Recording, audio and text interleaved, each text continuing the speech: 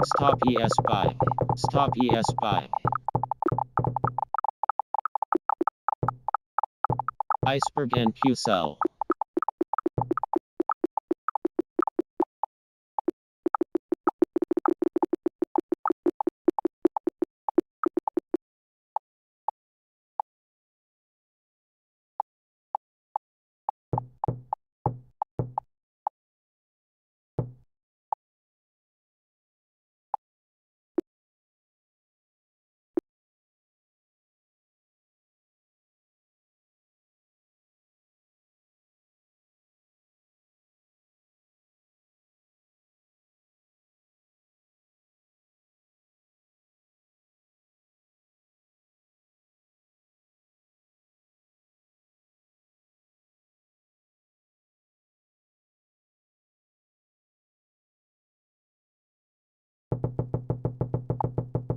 Stop NQ buy. Stop NQ buy.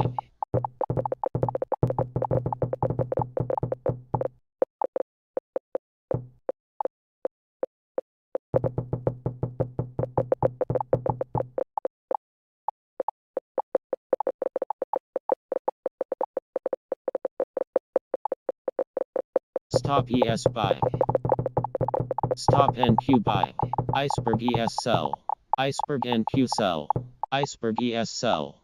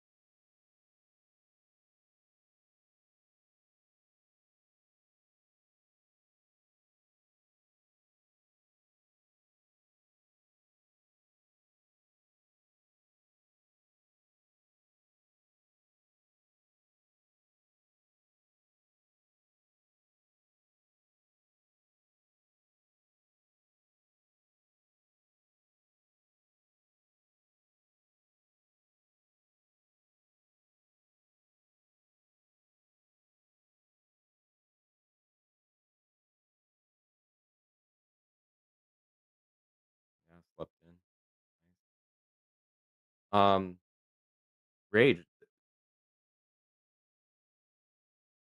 Oh, hey, what's up, YouTube?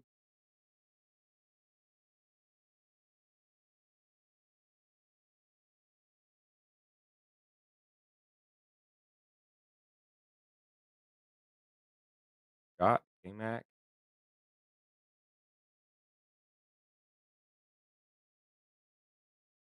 Has Trades. Yo, yo. Welcome to the ETH stream of Live Alex TWB. I'm Ryan Mack. Really appreciate you, Alex, for putting me on the stream. You can watch me in my full chart here in the Discord that TWB has available. I think we got some new promotions. Isn't there some discounts across the board that are coming out? I think Blue Sky has volumetric Metrica, I think it's called Volumetrica, but they're having a sale right now for $100. I think Apex has a deal. Sky is blue. What's up? Um, and then of course, the typical TPT might need to be updated. We got a little bit of news tonight for Australia. Aussies are holding us down. They're going to get consumer confidence change out between 7:30, 8:30 p.m. Central Standard Time. On the East Coast, that's 8:30, 9:30. We should see some movement in the market. We have United Kingdom that should be reporting here shortly, about maybe an hour or so.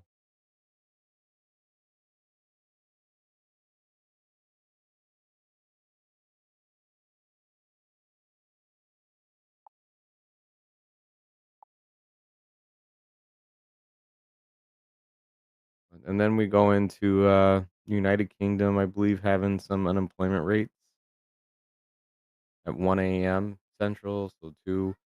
Should have some movement in London. US doesn't have nothing tomorrow. Tomorrow should be a consolidating day, range day. I don't know what the charts are across the board for tomorrow being a day of range or trend, but stay on your toes and get chopped out pretty good.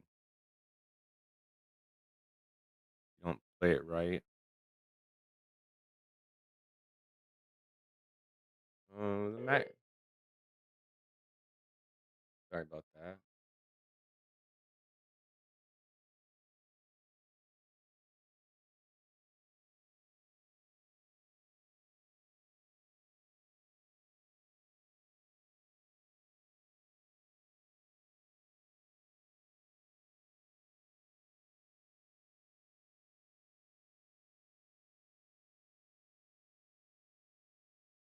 So, did anybody get their password login changed across the board for all the prop firms?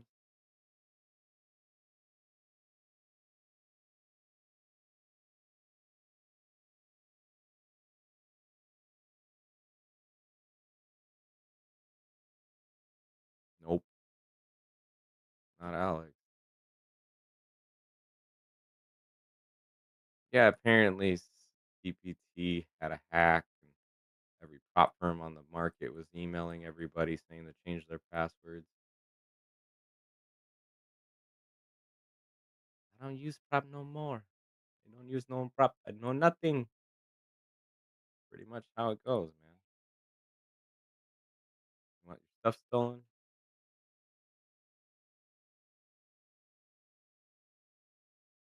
No more prop firm. Just straight cash account. I liquidate. I liquidate.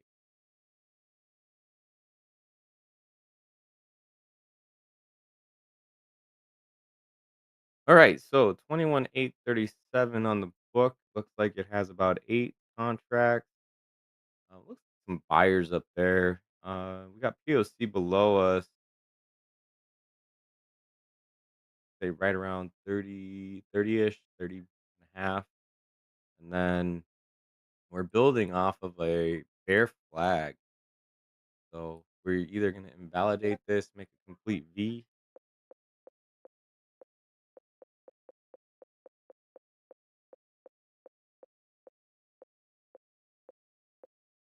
complete V, if we want to invalidate that.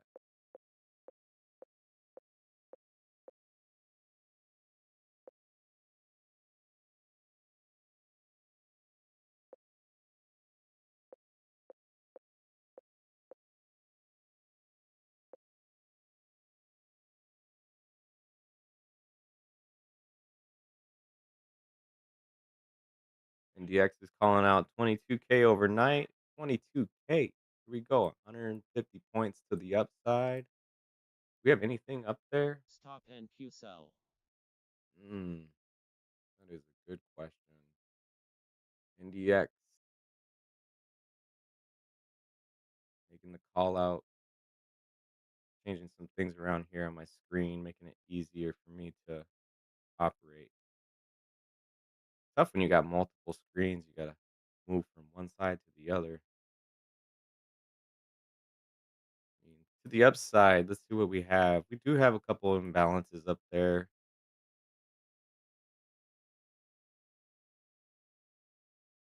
That's possible. NDX 22K, very possible.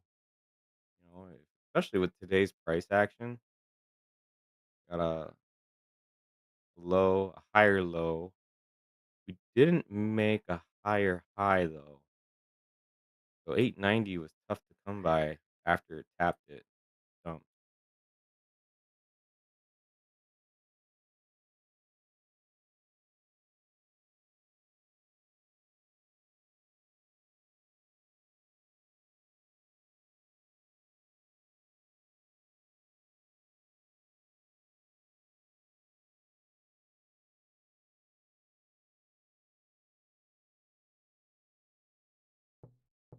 let's look at the 5 minute. See what the 5 minutes. Are we out of the 15 minute yet? Yeah, we're almost out. We got about a minute and 12 seconds before we get out of this 15 minute ORB. We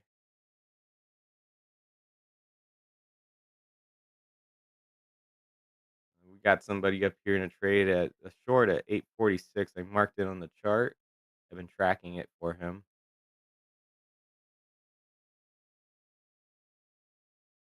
I haven't taken a trade yet. Oh, I just got confirmation that he's already out of that trade. That's that, gotta do what you gotta do.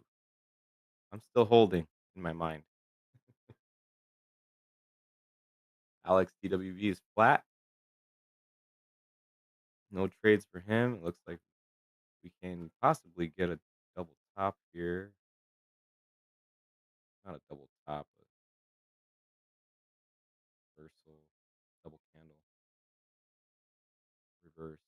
Close down here, please. 835. Let's go.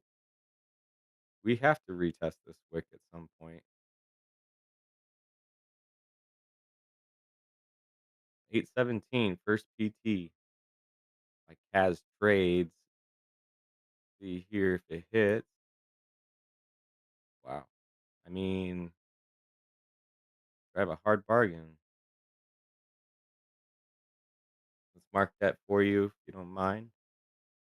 817. That is your TP. Make money at the first target. 797.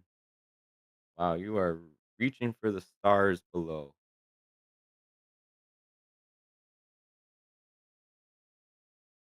Yeesh. Below the low? All right. Marking your trades because you called them out, Kaz trades.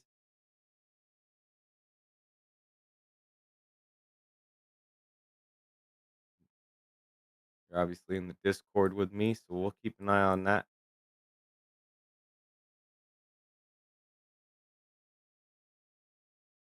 See, we got the deltas turning red right now on Bookmap. Price is pushing up. Got 840 up here is possible reach for as POC just moved. Looks like we have a session VWAP down below around 823 ish. It looks like. Where is my swap? Does this have a WAP right now? Do we have a VWAP on this thing right now, Alex? I don't see a purple solid line, which is our session VWAP, right? A VWAP. Okay. Yeah, I was looking at those too. I was like, man, they're kind of deceiving, but they still have a solid VWAP. Out of curiosity, Kaz, what's your entry?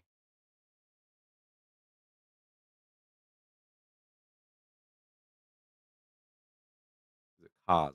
Cause, right? Cause trade.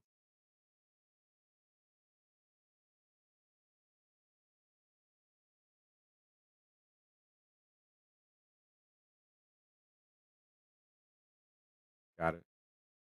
35. Oh boy, we are red already. All right, we're tracking Cause's trades, Stop tracking his and Q trade. buy. All right, so we got to sell there. This one is no longer in play. Actually, that was a great entry for a short, though, for you that took that. We got to add a possible 40, 50, 40 or 50.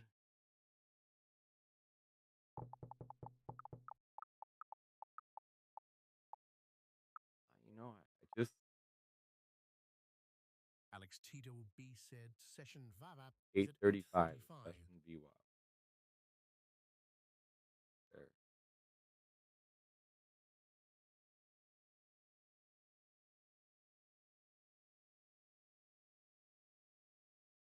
So, Kaz, if you could kind of fill us in a little bit, why did you decide to go at enter short at 835? Did you see what did you see? Did you see a cup? Did you see possible reversal? I mean, I see what you're seeing, but I guess I'd like to know what was going on in the mind there at that point in time.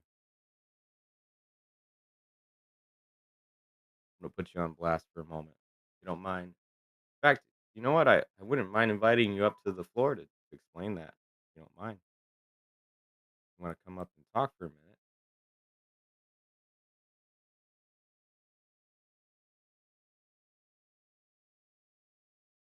All right, I'll invite you up. Iceberg Come on up. ESL. Love to hear your thought process behind the 35 short.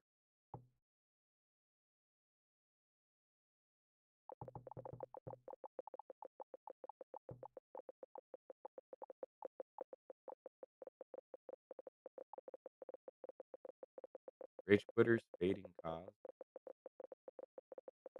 Okay, we fade each other. Not a bad thing.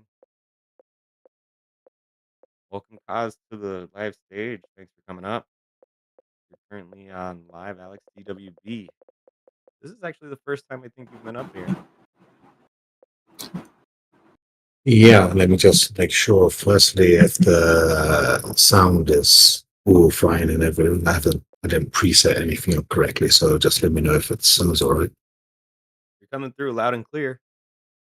Okay, brilliant. Yeah, nice to speak to you like directly like this as well. It is first time I've been up here. Yeah, this is something that Alex TWB likes to host and get his viewers on stage with us so we can actually hear ourselves in the YouTube if Yeah, that's what you like and kind of speak with the book map and what it's doing for price action, being that this is running 23.6 and we're grateful that you're willing to come up. yeah, and since I'm up here, I just need to give a absolute thank you to Alex for obviously as well being so persistent with all of the troubles that, of course, this uh, world gives us. He's still being strong and persistent, kept going and giving us such a great community. So I just want to say that to you, Alex, and I do that. I mean that a lot. As I say, sometimes this place is a very, very valuable place for information, not only the stream and what you see visually. What Alex says, and as you say, like bringing out people, etc. That is, as somebody who has been trading 15 years or whatever, it's not the longest, but I feel like I can say there's so much noise out there that that's why I do really thank him for giving such a great place for everyone. Wow, that's awesome. 15 years. Did you start in futures? How did you go about doing that? Oh, I wish I started in futures. I started when I was, I guess it's giving my age away, sort of, but around like, you could say 18, this sort of age, young age. So that would have been kind of whatever I could have got my hands on. So if it was a CFD, if it was some binary options, which not many people know, you can actually do 30-second options and all these types of crazy gray area type of shit. So I started off like that, moved into, I guess, expanding, understanding CFD, using, I guess, the minimal capital I had at that point, not really understanding the complexities of such things as a future, the CFD broker, fake price, and all of those types of things, which, of course, that's people wouldn't even know after doing it for many years, right? And Right. so it kind of expanded from there. There would have been Bitcoin perpetual swap trading, so future trading on there. And then I guess expanding into futures with cash accounts, and then utilizing props and then going forward from there. And then basically right now I would say it's more about futures. And if you want to do anything to do with crypto, I definitely think there's some worthwhile learning that can happen from there. I usually do tell people if they're getting into trading, doing something such as the ease of access of potentially some crypto, it's very, very low upfront cost, whatever it may be. The volatility, even on a Bitcoin perpetual swap, that's kind of giving you some type of foundation for such thing as an NQ where, oh my God, it's moved 10 points and you're using a prop firm and now you've blown your account.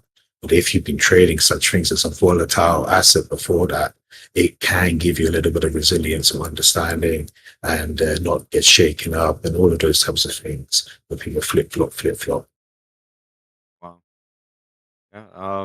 Do you just trade NQ? Do you trade any other indices in the I futures mean, world? it's everything really. Predominantly, I would say commodities and NQES and Russell So you're and trading Y gold and and oil? yeah, gold, oil. Well, not necessarily, I would say, trading in terms of the same because it's completely different beast. But it's kind of keeping in line if there's potentially something that more of a positional trade.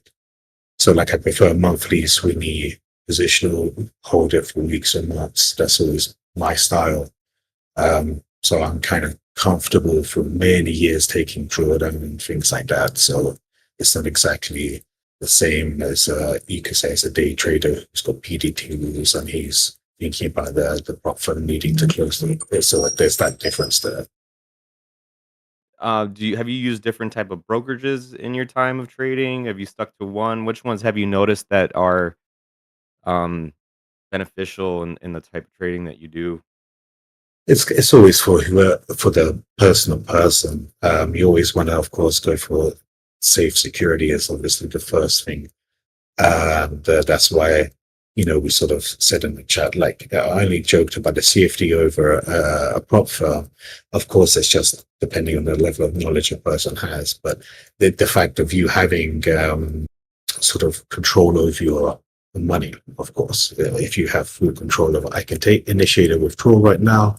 There's no locked up behind some, a drawdown system, etc. So you just want to bear in mind and obviously utilize fantastic ability. You can use these prop firms and maximize your risk diversification and things like that.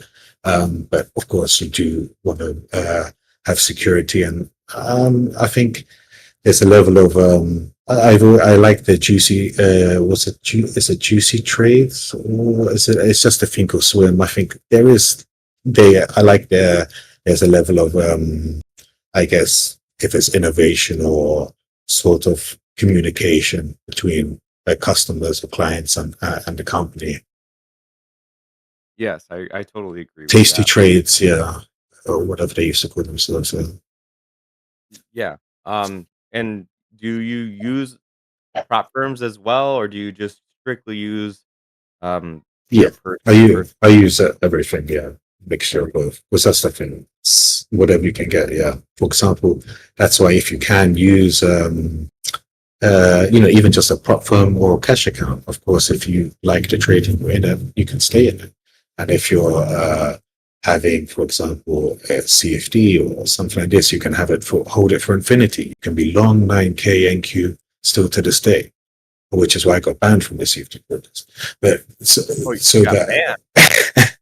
yeah, because that's the problem with who what you're doing and where you're conducting a business. CFD company, excuse me, CFD broker, they can do whatever they like. They're sort of there's no necessarily rules they have to abide to regarding. They can choose to let you use them or not, basically. Sure. So yeah, and obviously the prices and everything else like that. So yeah, because if you know what you're doing, of course you're maximizing margin and leverage they give you, then yeah, they're not gonna like that. They're losing money with you. So You got a question in the chat here. What do you mean by they banned you? They would just a book you? Is that what I'm reading, Matas? I they Matthew would just Matas. not, because you have to do some level of KYC matters with regulated to some extent CFD broker. So they know who you are. So if you try to sign up, then yeah, they know who you are. And so basically, I wouldn't be able to sign up. They just refuse. So that I tried to argue, yeah, I tried to argue it and everything, but yeah, I was 17, 18, however old I was, work, and I was making money on the safety broker, making more money than I was going, hey, why am I on the, well, this is interesting. And now, then you get to the point where they ban you. Wow. Wow. Well, the reason I brought you up here is because you called out your trades on YouTube. We shared Yeah, Discord. nice little candle. Yeah, we got something here. Did you end up adding at 40 to 50-ish? Did you add in there? I don't, oh no, I didn't, unfortunately. Because I currently didn't have orders in down right now. It's more about an active trading, so I didn't have them resting in there. I don't think I do. No, I don't think that's I do. okay. You said you did wanna add during that time frame. What caused you to what was your mindset when you went into this trade at 8:35? What is it that caused you to go short at VWAP? And Yeah, right. So it's not necessarily so. There's dynamics to I guess how I trade in terms of like you might say the moon is extra bright tonight, so time for a short. So there is a level of that to it, right? So the Friday, the CPI, the fact that you have that sort of active kind of, it wasn't violent, but kind of a significant selling going on at the close.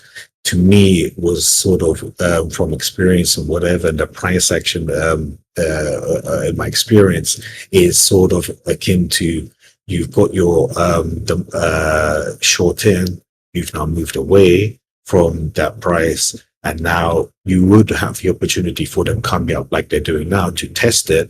But of course, that's going to be at a lower price than the original guy, the big boy who's got his position, right?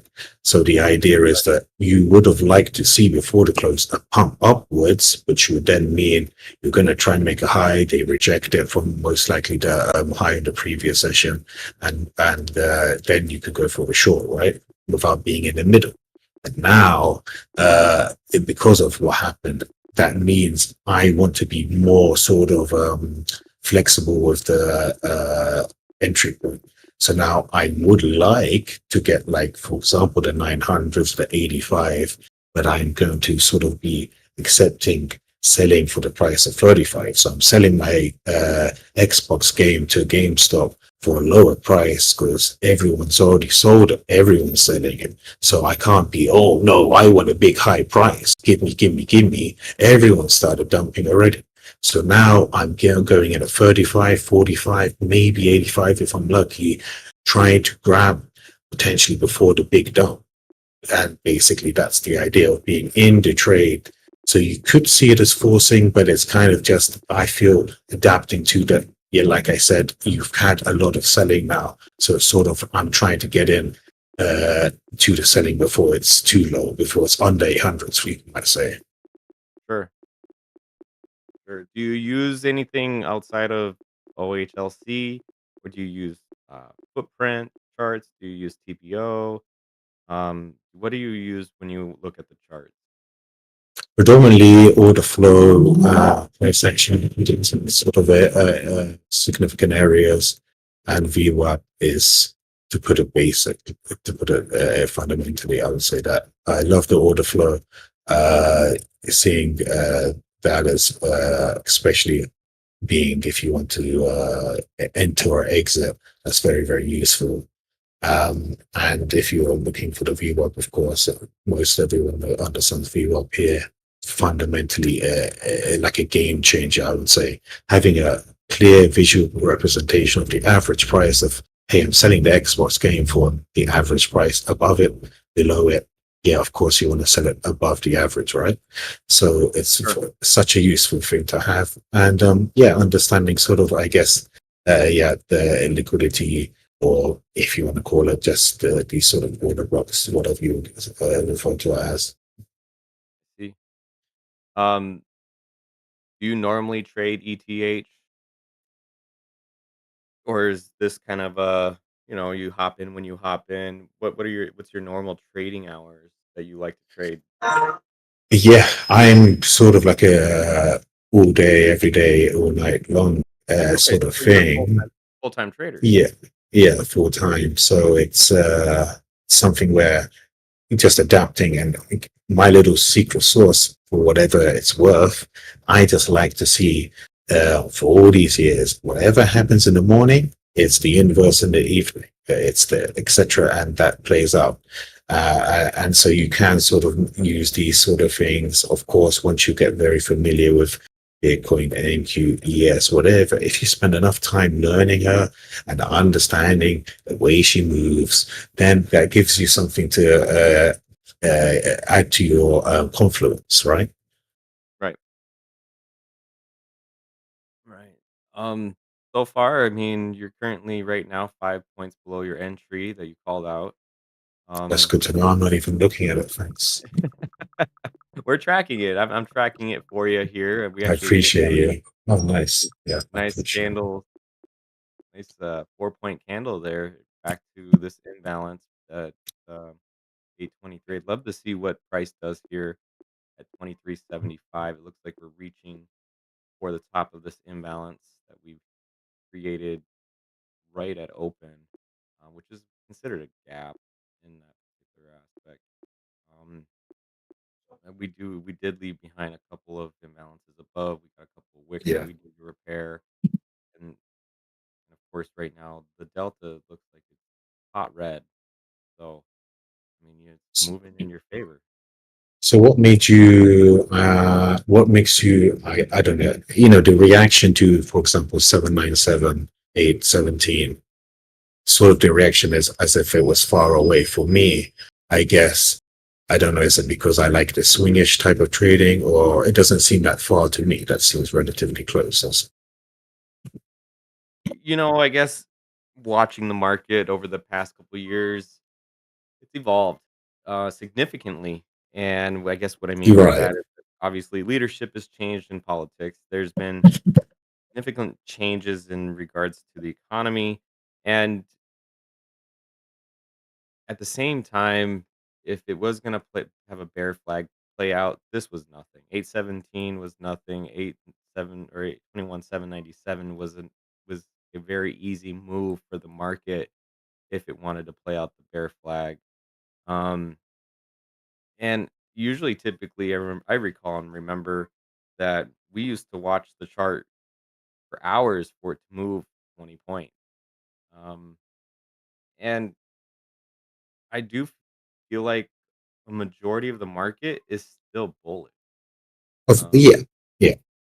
I mean, this is the thing in terms of like that, yeah, I definitely agree. It's sort of like the structure right now and price action right now. It is up, uh, and it is sort of more or less, again, what are we doing here? Right now, it is kind of trying to be, I guess, in it to win it to some extent for sure. You are fighting a bullish, significantly bullish market. And again, every sort of short is extremely quickly resolved. And so, yeah, in my opinion, it is. Yeah, it's not far away. It's far away for it can go down and completely pop back up right now to 850 within 10 seconds. And so, in terms of that, because of the bullish momentum in the market, etc., what's going on. But I guess in that respect, for me, it's not far away within the within a normal trending move. See, if the direction was there, then that's of course fair. I would be looking for 750, 730s easily over the night session, easily, right? But we're not getting that because it's so bullish, basically. Yeah, I noticed that today too. There was a lot of buying pressure um, during regular trading hours, and it's just kind of one of those things where I just feel like buy the dip, buy the pullback. A lot of the time, again, I just feel like this market is still young, um, and I guess from a big picture perspective.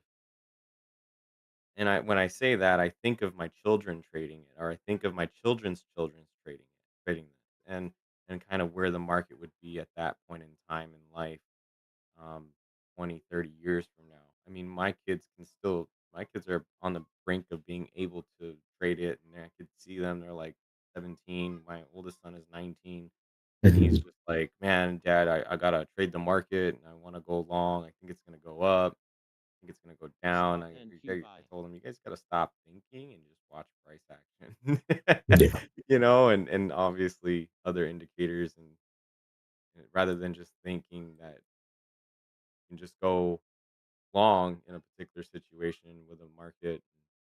And of course, they're still asking me questions on, well, is it gonna go down at any point? I've noticed that Gen Xers, baby boomers, they've all said, "Oh, this market's gonna tank. This market's gonna tank," and I'm like, no, it really it isn't. I think it's still gonna continue to move higher, and coming back to where the S&P 500 was and 10 years ago. There's just really we're kind of cutting that out in these new generations. Um, interesting. I do disagree, I guess, where I am with that Michael Burry big short cap. That's sort of the thing regarding, especially after the 2020. I guess I just see, whatever it may be, if it's true economy factors and market factors, you could call it a P/E ratio, you could say the dollar devaluing, whatever. It's basically, I've never seen everything align, building a narrative so much. But because of that, as I sort of was, if anyone, I mentioned in the chat, basically, because of that, where is the liquidity going to be to the upside? Everyone wants to short because of dumping, because everything says it should dump, only makes sense to dump. So then let's put our shorts in. Okay, let's get that liquidity. Okay, you want to short again? More, coming up more, go more.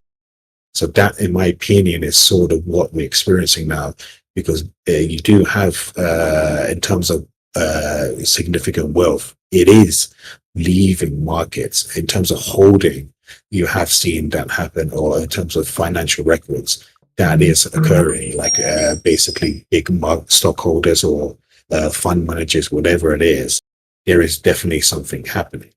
And I just think, if it's geopolitics or not, again, this is where you're moving away from the chart and you're inferring, and now taking away from cold hard maths and facts and figures. What's 21827? You're taking away from that.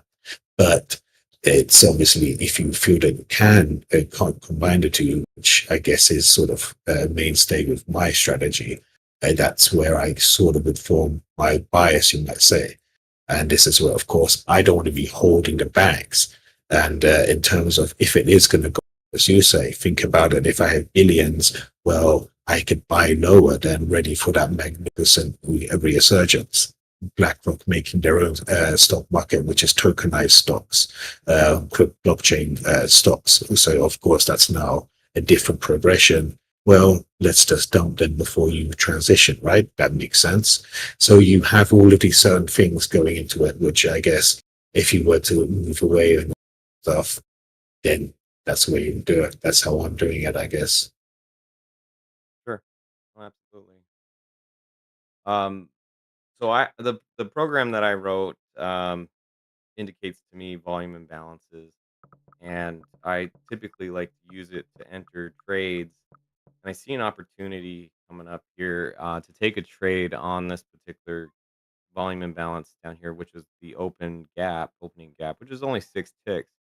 But typically, what I like to do in my strategy, part of one of my strategies, other than hold forever, um, is I like to let price come back down, correct and repair this imbalance at 822.25, Right. and then come back through the price, come back to my TP. I'm gonna try long just to catch that imbalance bounce. I do still think that this is still heavy short, and the reason being is because I see a left shoulder ahead and a possible building of a right shoulder here. Um, Maybe a great opportunity to add to the short if it does reach back to 35.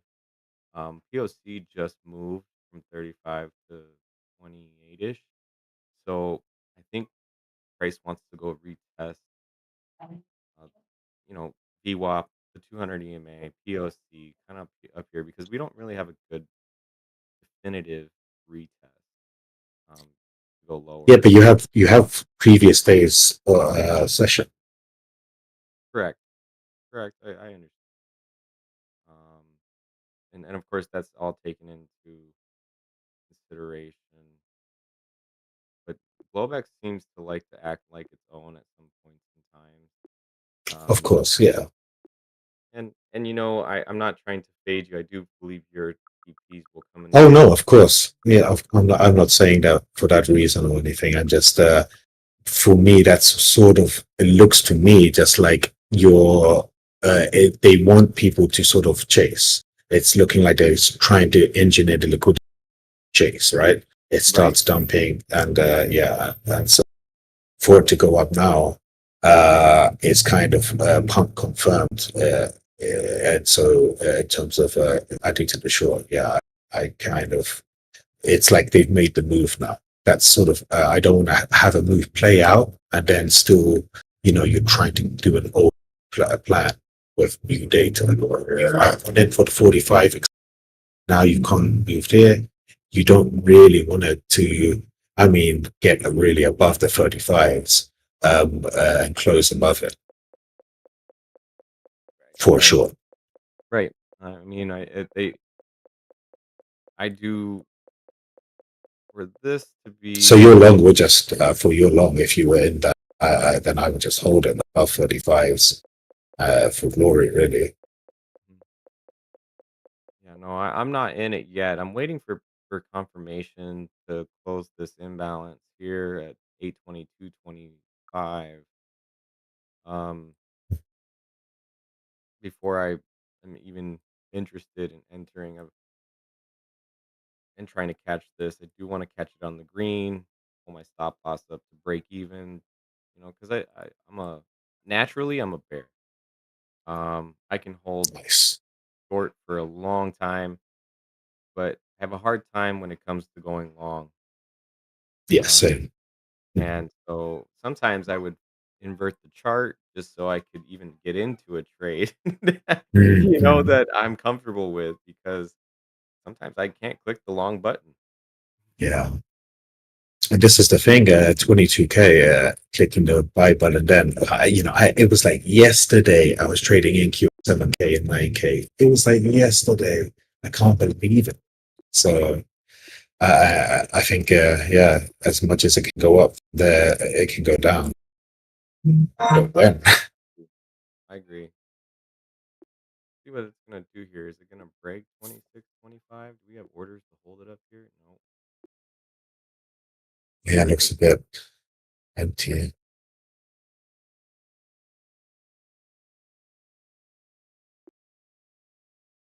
Here we go.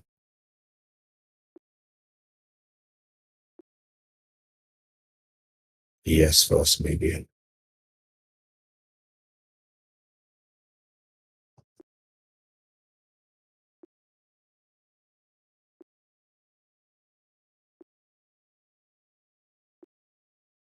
Eagerly waiting for this to come down here.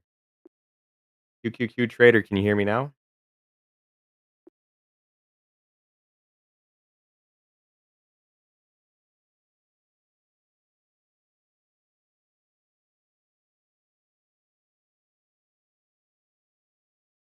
So my intention is to go long to the VWAP 200 EMA. I just want a quick 10 points. Using the imbalance below that we opened with, not trying to hold because I do feel like this can still go lower. Um, but this is the chase, and a quick 10 points is a lot more fun than holding it for 100 with a retrace of 50 back to 100. It can Yeah. be exhausting mentally, emotionally. Tell us, in the 15 years that you've been trading, how have you dealt with the emotional loss in comparison to what you did then and what you do now? The emotional loss. So I would say sort of the progression. I think if you don't see some, or if you can identify some progression occurring, whether that's financial or in terms of how you're in technical analysis or your charting, whatever it may be, if you see some progression, then that's sort of giving you the motivation, the discipline that you can do it. So then it's nothing wrong with failing. But of course, if there's no progress occurring, that's a difference, right? And so I think that's sort of where I probably would come to, because yeah, of course it can be devastating, and I think why would you come back to it? And yeah, I think it's about that, to identify some the progression occurring, whatever it may be for whatever it is. In the beginning stages of your trading career, did you notice that you naturally got stronger with losses and looking at them differently? Like, do you look at them as expenses? Do you look at it like, it's just part of the game? How do you tell your mind to continue moving forward when you have a day that, well, essentially the chart didn't prove you right? Does that make sense? I think it makes sense. Like, so would the way to word it be, uh, how does one sort of get up in the morning once it's been a bad day, Sure. sort of Yeah. thing? Yeah. Exactly. I think we're all human. We all understand that taking a loss hurts, Yeah. emotionally, mentally. I mean, in the beginning stages of my trading, I noticed that I find myself crawl right back into bed. I mean, like, of course, Mm. after a while, that got better. That was 5 years, 6 years ago in my trading. I've been trading since 2013. Um, and I know that it was it was difficult in the beginning. In fact, it scared me. It got me to the point where I didn't take trades. I just watched the market for probably 2 years, um, up to about 5 years ago. And and of course, Yeah. Uh, what I told myself to keep going, to not quit, to keep moving forward and obviously fix my errors. mm, yeah. Get climbing back into bed, or uh watching some sad movies or whatever. Everyone's been there once you've done that for a while. And I think I was trying to think if there's any way other than what I sort of just said, the progress, but I'm struggling to find any other thing that it is, because I sort of think if you're trying to be a doctor, a builder, a plumber, or whatever, if you're not actually seeing progress in whatever you're doing, why are you doing it? So then it would be, is this just a hobby for you? Well, then why are you climbing to bed crying about it? Is this your career path? You want to be a full-time trader? Well, how do you become a good doctor, plumber, whatever it may be, mechanic, etc.? You're going to have to work in. And some people, think that chalk the money up to sort of having the market be your teacher. The market's going to charge for teaching you how to trade, and that's your losses and your liquidations. And so I think it's just, for me, sort of the progress. I just feel that I've seen that I know what I'm doing. I have the confirmation that. So when you then having the issue, whatever failings or whatever it may be, that's sort of being now the point of, okay, you understand what went wrong here.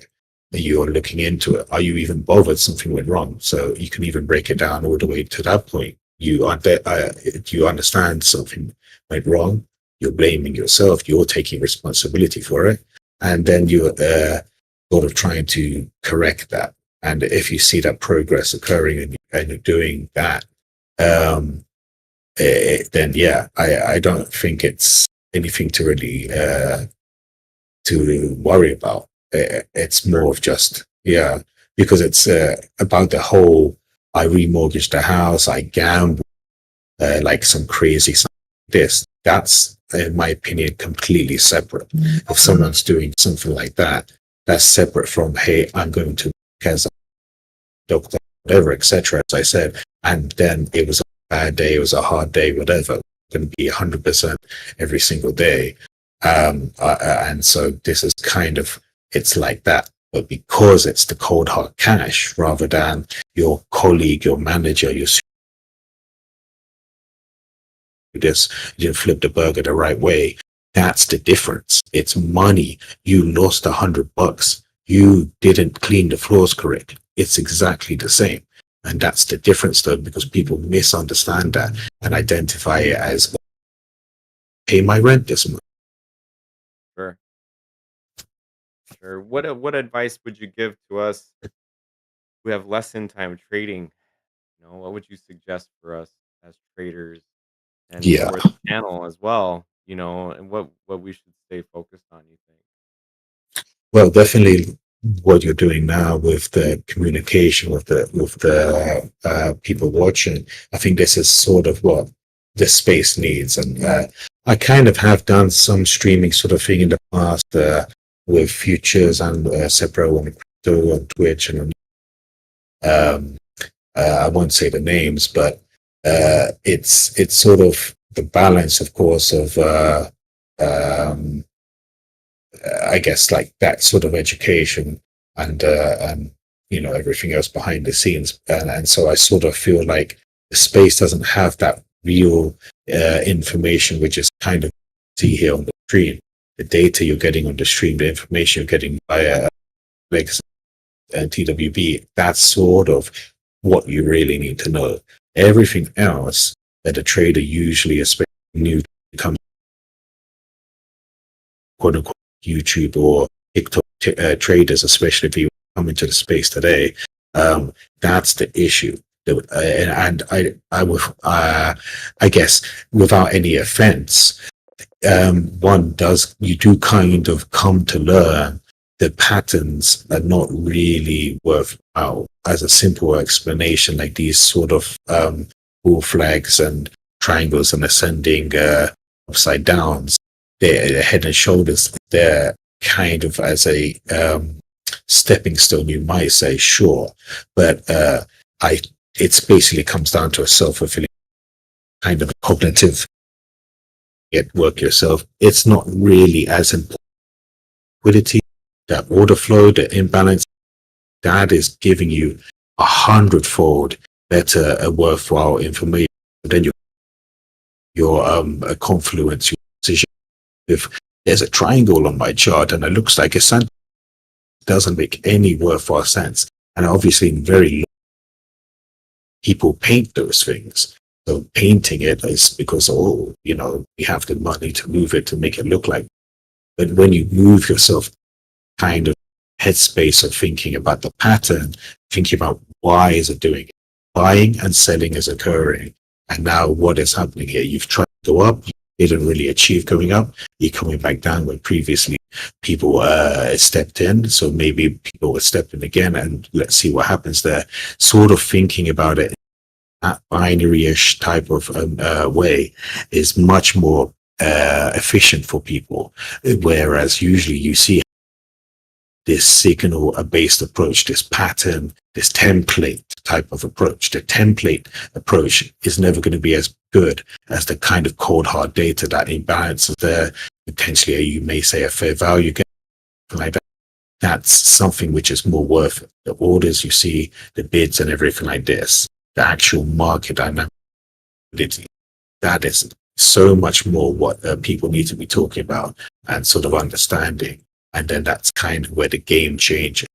Because then everything regarding a CPI, regarding every other, obviously, in how you interpret data changes. Because someone's going to say, it went up because a news article. No, it was already there. The money, the people are putting actual real life money on the line.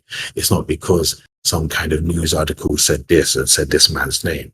So it's all been engineered. And as we know, just quickly, it was based upon that idea of when you have money, you're going to plan a trade. If you have billions and trillions of dollars, imagine how people go to planning it. He's going to mitigate his risk. So he's not waiting for some to then be ready. So that's where I'm coming in. So 5, because I've seen that obviously you've had that. What was the about $1 million to the bid? Nothing pathetic. So nobody wants to buy. So every time you do get some up, it's like, I'm going to be quick to take it. Thank you. I'll take the short from here. Sure. Right. Oh, much appreciated. On that. I mean, I feel like we can learn from a lot of other influences and other things. And I think Alex is a huge understanding streamer that, allows things like this, myself Yeah. included, with that being like, allowing other personalities to come on his channel and speak about trading and kind of talk shop to better the space for those who are not, in a hedge fund or an institutional. And I'm sure we have some of those that view our channel or the channel um, on an institutional or hedge fund level. I'm not sure if that's entirely true, but I mean, we can't monitor exactly who is watching and who isn't. Um, I do think that you're right about the structure in the market doesn't always come to play, but it also, there you go, shot right back up. Now, I didn't take my entry to go long because I wanted it to fill the imbalance first before I entered. But it proved to me that should have. Anyway, um, projecting the VWAP 200 EMA at the moment. It was a nice bull candle, real fast there in that 1 minute. Mm. In this particular type of situation scenario, how would you be responding to this? Would you wait? Would you look for a position to add? What is it that As- you're thinking? What I'm thinking is specifically with price action we're having right now, especially with the CPI, it's you have to be fast on your feet. Have to be very, very fast on your feet. Have to either have a very like swingish, longish type of trade plan, because I think being sloppy here is where you're going to lose it. And that being said, for example, yeah, it's kind of a spot where I'm going to be very quick to reverse or go flat or change and chop and change up and down sort of thing, because what are we doing here? It's basically a day two CPI, and you have Elon and Trump fighting. China laughs in the face. And Japan and everyone has just got not too bad data as well regarding their stuff, and EU as well. So yeah, it's basically that. Have to be quick on the feet. Right there, I kind of was tempted to call it quits on the short, but I feel like it still has some legs on that. That rejection on the view up, yeah. I can see them trying to check it again, and then maybe we'll reevaluate. But the plan still is seeing what happens. Potentially at this, I guess 35 spot, not too far from, in my opinion, really from it. Hasn't really moved. And it says here in your Discord profile, DM for work trading help. Do you help traders individually? Is that Yeah, I what that's mean, saying? yeah, individually, really. It's kind of because yeah. So I guess it's for like someone who I feel deserves it. Oh, wow. Really So about the how does money thing. so do you take payment? Do you No, that's what I mean. It's not so I wouldn't be teaching them for like payment. It's kind of I just feel like they are deserving, really. So there might be someone who looking into trading, maybe a young guy or something, and he's just interested, and it's kind of like, oh, before you get caught up in all that noise, let me save. sure. And so yeah, that's kind of what it is. I just understand how much trash is out there, and I kind of just make sure that they're a good person, really. Sure. Sure. Do you have an interview process that you go through to make Yeah, considerations on nothing. if you want to help them? Yeah, nothing too formal, really. But it would be just that sort of thing. Do you take donations? Yeah, and I guess you could. Yeah, that's up to the person. Yeah. I'm just curious. I mean, I understand a lot of people reach out, want a mentor, and you know what? You have a lot of years of experience in this category, and I really appreciate you coming on stage and explaining everything that you've explained so far. Um, and you know what? It's just kind of one of those things. It's really nice to hear an experienced trader like yourself come up and speak. And as retail traders, if we're not on a channel like this, you don't get to voice Yeah. your thoughts, your opinions, and obviously your experience. And it means a lot to have you up here. Alex just stepped in. Hello, Alex. So, What's up? how's everyone doing? Excited to join the party. Yeah, I was feeling left out, man. I was like, where's the host? Oh, you were always here with us in the spirit. Right. Yeah.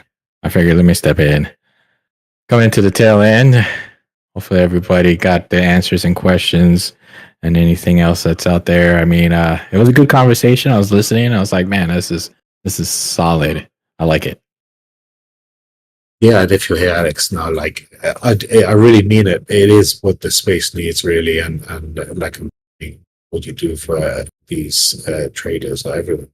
Like the community, even in itself, is like people say, it does get kind of lonely and boring out there. Being a trader that's sitting here in the middle of the night, for example. So even in that respect, it's good to have people who not only are they informed and know what they're talking about, they're and good people too. Yeah, we're all here to help. It's like it's just not one person that's doing all the work.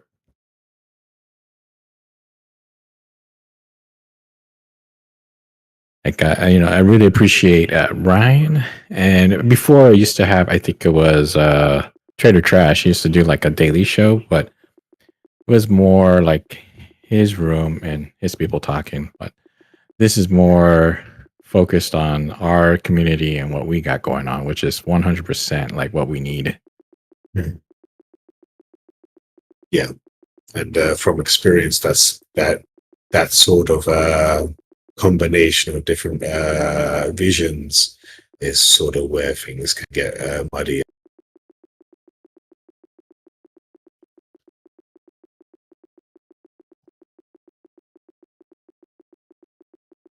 So are we still short, or what's everybody at? Yeah. Are you in anything? No, I just walked in. So, I mean, my last couple trades where I stepped in on something really quick, and it wasn't that great. It was pretty good, but I prefer waiting out a little bit now.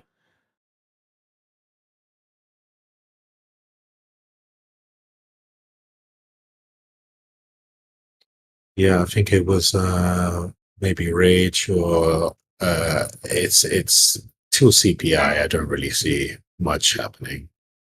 Something it's volatile, but that's pretty much, I guess, the expectation for myself as well. Yeah, basically, I'm looking like at the 15-minute candle and on a daily rate. I mean, today's PA was pretty much compressed.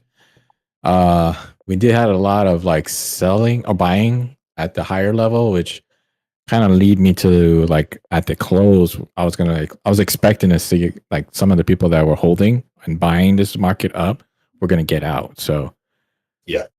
definitely started to see that towards the close. I think I was in the TradingView chat. I didn't even know TradingView had a live chat. And I was like, whoa. That's for TradingView super has a chat? degens, yeah. That's Yeah. it's renowned for being degen, yeah. I see, because they had a couple in there. I was like, calm down. That's some people that just they're like, I need to make that 150 so I can make this a PA. Yeah.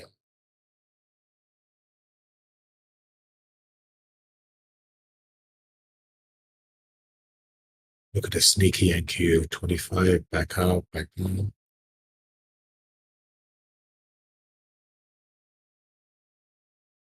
I'm tempted just to go flat because it is the stagnation is where you do go. That can be a bad place to be. Yeah, I like to see volume in the trades. I really don't Mhm. like it when it's just, compression and consolidation. I mean, you see big volume deltas looking at the heat map, but it's like normally when you see that big volume, I want to see the price action move with it. But it's just resting in the same area. So it's like it leads me that we're some large players taking a position here. So we'll see what happens. Like you said, until the news event comes in, the big ones, that's when they'll probably play out. But right now we're just trading within the range. Yeah, I don't know if you've looked at gas, especially. I've seen that gas is been The pretty crude? active. Yeah, you've got NG and GE. Uh, I think they're leading, and they've been pumping. So commodity pump, sort of, short indices, and even if you had that pumped open session, it's like they've non-stop commodities non-stop pump. So for what that's worth. Yes, definitely start taking a look at it. You just said TNG? No, just NG and GE. Oh, natural gas. Okay. Yeah. So gas has been just pumping non-stop all day and just continuing now.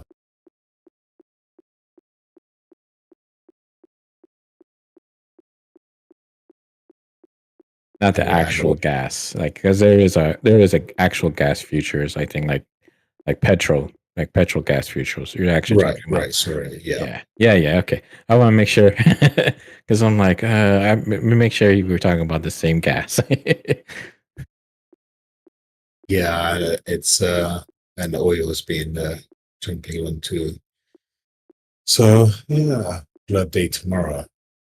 Yeah, it just makes to see some active downside before the CPI. Yeah, and Yeah. that's the thing. You always have this the kind of the narrative being pumped to CPI, hasn't it? I don't think that's changed. To pump into CPI has always sort of been what it is. I remember being here when it was going insane pump non-stop. That comes to my Yes. mind.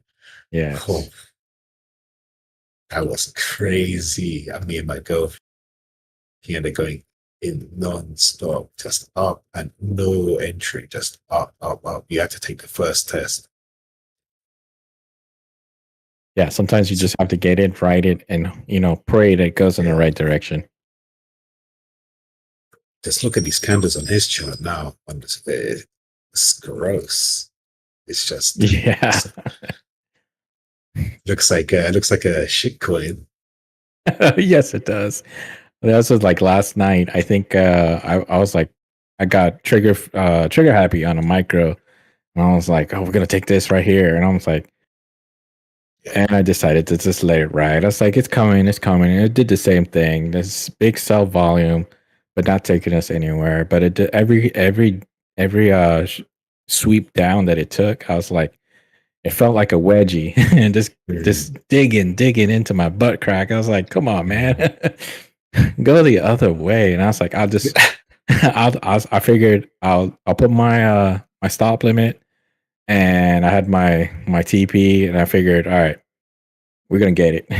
And sure enough, London open, and we got it. So I was like, all right, we're good. Yeah. Yeah. It's like this is it's doing the stress test PA. It's like you're right, but we're gonna absolutely stress you and make you want to reconsider your life choices. Then you're going to be proved that you were right the whole time. Exactly. You got to sit there and wait it out. Yeah, that's good to know. That's not me just thinking that.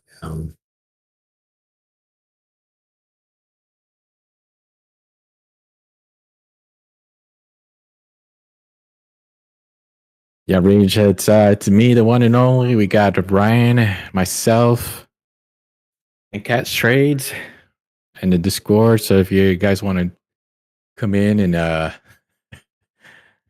holler at us or anything like that, yell at us, and tell us, what are you doing? Short it.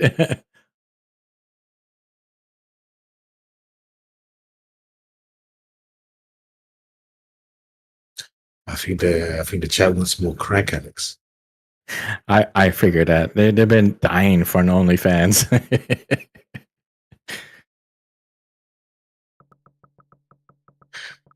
Think like a trader has extra revenue streams. Exactly. Multiple revenue streams. Anywhere we can make some money. Yeah, and I mean, like some people have said, notice in the chat, YouTube has been clamping on because so everyone is wanting the extra piece. Yes. And I do think that says something. You could infer that, or maybe I'm crazy. To me, that does say, hey, we need as much money as we can get now. We need to kind of block these holes. And for Google, right? Yeah, because if it was going to crash, then that's what they need to do before. Get everyone on premium subscriptions. You're locked in. Exactly. Yeah, that's how it works, man.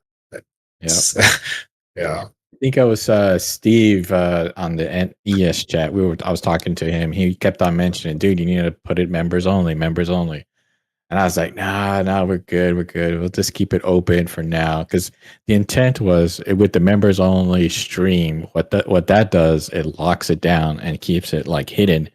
So that way not everybody can see the stream. And then, oh wow. Yeah, but the problem is what I discovered is that even though you do that, the algorithm for the copyrights and all the other stuff, they still will find you. So it's like the intent was to like protect the stream from ever getting taken down and stuff like that. But I was so focused on the growth of the channel that I was like addictive to those numbers, and I was like, let's hit that like button and spam it. Now that I have the community and everybody's still here and we're still holding on, it's like there's enough affiliate revenue that it can maintain the streaming side of it. I don't have to worry about like, okay, I need to build this up in order to continue this. That way, the time and effort that goes into like making sure that everything is running and everything's up to date, that all takes my personal time, and it's like I gotta get paid out of that, and also the time for buying the data and all that other stuff, collecting that data, paying for the subscriptions, and making sure all of that is good. Yeah. So. And what's it's more or less what was it? It was sort of like the best case scenario. Then what kind of, what is it? Just sort of hoping and praying, really, or is that, I mean, nothing. It was about like which platform. Yes, exactly. So which platform was the best platform? And by far, like the YouTube has the best for this, what we need. It had the lowest latency. It had the best way for me to stream multiple streams, so that way everyone can have their choice. I decided to like narrow it down just to the 3 before, I think I was speaking to Live Bookmap a few months ago, and he had like 8 or 9 active streams at the same time.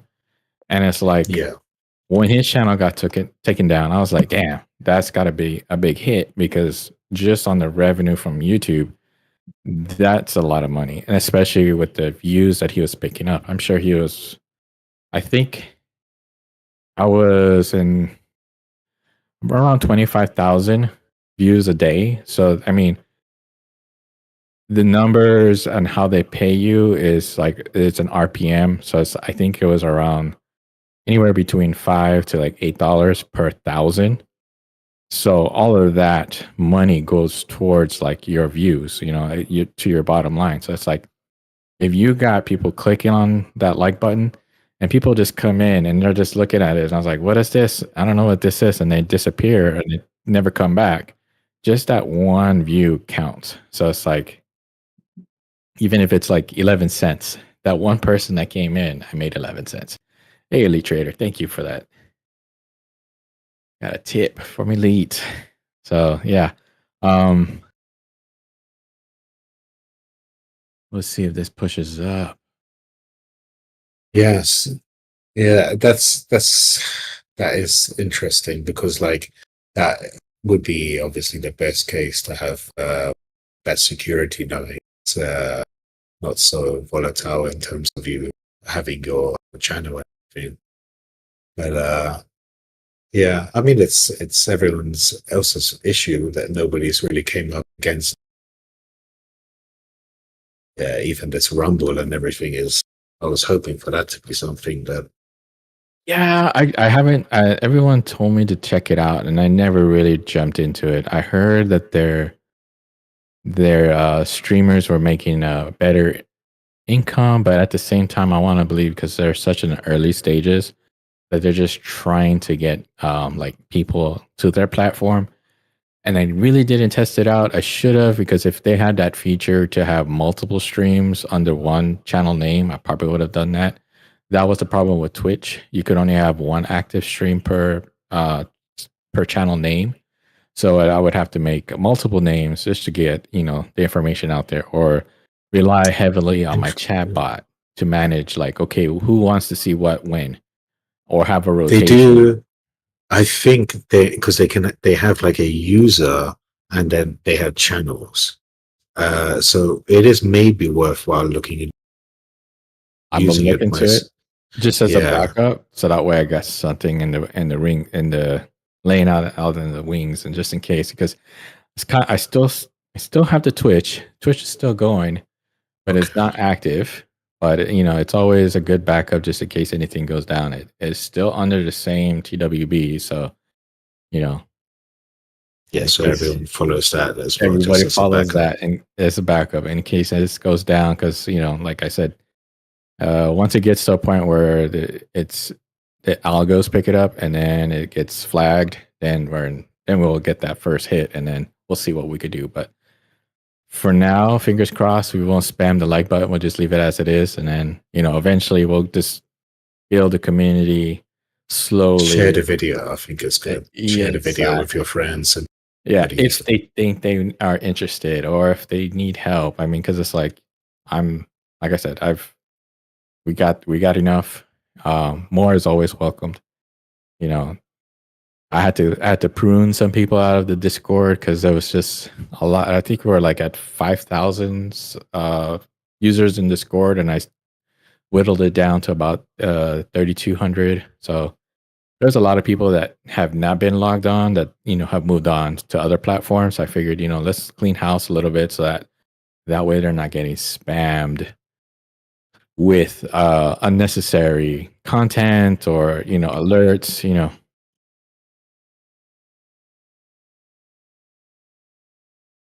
It is, yeah. It's but if I was just gonna say that if it does sort of, that's the thing, and obviously it would grow by just like that is what will happen, right? Yes, by naturals, by choice of just how it works. It's gonna Right, being so good and it's so helpful. Being such a good 100% by being such a good place about it, it's gonna grow. I think, of course, what about just directly? I would mind going direct to your website and watching website live stream in some way like that, if that's. I did look at that avenue. It was a little bit more than I can technically handle because I now would have to build like a server to handle the streams and whatnot. And it would kind of be like, okay, I would have to get something as similar to YouTube and not quite as, not the same, but there's a way to code it. Yeah, there is a way to do it. There is a way to do it. And yeah, There's a way, but like I said, it was out of my technical abilities at the time, and my thing was I need to hurry up and get back in before I'm forgotten. So it's like the intent was like, let's get it up and going, let's get it simple and get something out there. Once we're out there, then we can worry about or work on the backup, similar to what is it? Ryan's favorite streamer, Patrick Weiland. He has his YouTube channel, and he slowly made his own .com like network type of thing. I don't know if he streams exclusively on there and then follow content or later or latency content on the YouTube. But I think he does have his own network, or he's put actual money to make his own studio because he is a TV producer. So that would only make sense that he ventured off into that direction, so that way he can continue what he's doing. Because it's like it's obviously a cash cow. It's working, and this I think he was he had lost his job like right around COVID, and that's. Or somewhere around there before COVID, he was laid off or something like that because there was like some kind of strike or something. I can't remember what it was, but it made sense for him to like, I'm going to day trade and I'm going to stream myself doing it. Yeah, what's his name? The pizza guy. He was doing this. Remember the days, and he was shouting on trades Twitter. The pizza guy. What's his name? Abba John's or what's the about. There's another one. The guy who made that. What was it? He raised the price of that drug subscription. Oh yeah, he was doing it as well. Yeah. Yes. Everyone was doing it. You're right. Everyone was doing it. Yes. Hey, I can trade too because everything goes up. Exactly. It's just easy. Just buy the dip. Oh my God, Martin Scarelli was doing it. That's his name. Portnoy. Yeah. Martin. Yep, that's that guy. That's him. He still does it. I Yeah. saw it recently actually, but it's That is true. That he is true. doesn't I actually interact. Yeah.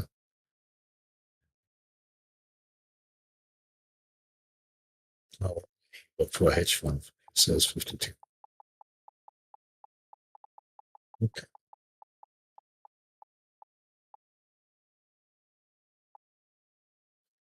Scott. If I go to 850, I don't like this. I'm really just trying to sit on my hands and not close it, but it's I don't like it. I don't like the stagnation here. It just looks like you're holding higher and then you hold a higher type, that type of behavior. yeah, because I mean, like I said, with the cell deltas being large volume dots and not really taking us anywhere, and it's like, okay, come on. Yeah. I mean, I did like that short though. I mean, I was like, if I saw it open, yeah, I definitely would have been short too, because going into the close, it was the same way. It was shortened into the close. And I was like, and then it was interesting to hear everybody's reaction, like, okay, they're going long, they're short. I was like, oh, look at this. This is cool.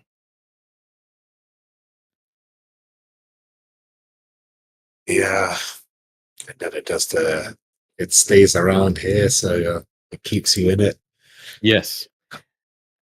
Come on. Do you know, because this is the problem, it makes me, I have noticed over the last maybe 2 years or a year and a half, I'm getting a bit too, I guess, what is it? Like I'm closing my winning trade quickly. Quicker, yes, because you don't want to be in a volatile trade. Exactly. I've noticed that too. Because a lot of times it's like I'll be in my TP and I'm just like, all right, let's put the SL in the green and let's just write it out. And then I turn back around and I'm like, holy shit, it took me out already. It's like it's either it's either you're gonna be holding it and you can take the pain on a small, like a couple Yeah. micros.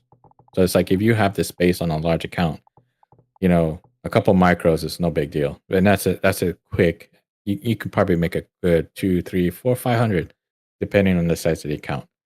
And or you can lose, a grand, depending on how much pressure you want to take. And that's one of the things that's like, with the PAs, you don't really get that luxury. You have to take your profit as soon as you get it, unless you build a buffer where you can have that space, or if you're trading an account where it trades like a cash account, then it's like, then you can take that pain. You open it during the electronic trading hours, and then take it later. Hold on one second. Yeah. You're right. I think it's right about that. Wow. And you got this 850 sort of, I guess, decently sized block comparative to everything else. 850 there.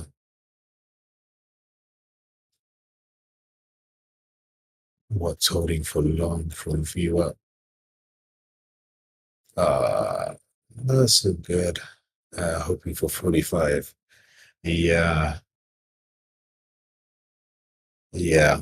And you see here now, it's just, are they establishing support or not? You can see that guy just gone in and out there. I think they're waiting for someone to make a move for them because it's so bad imbalance now.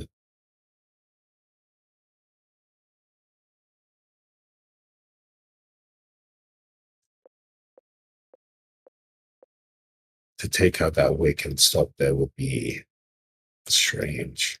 So I might get filled at 50.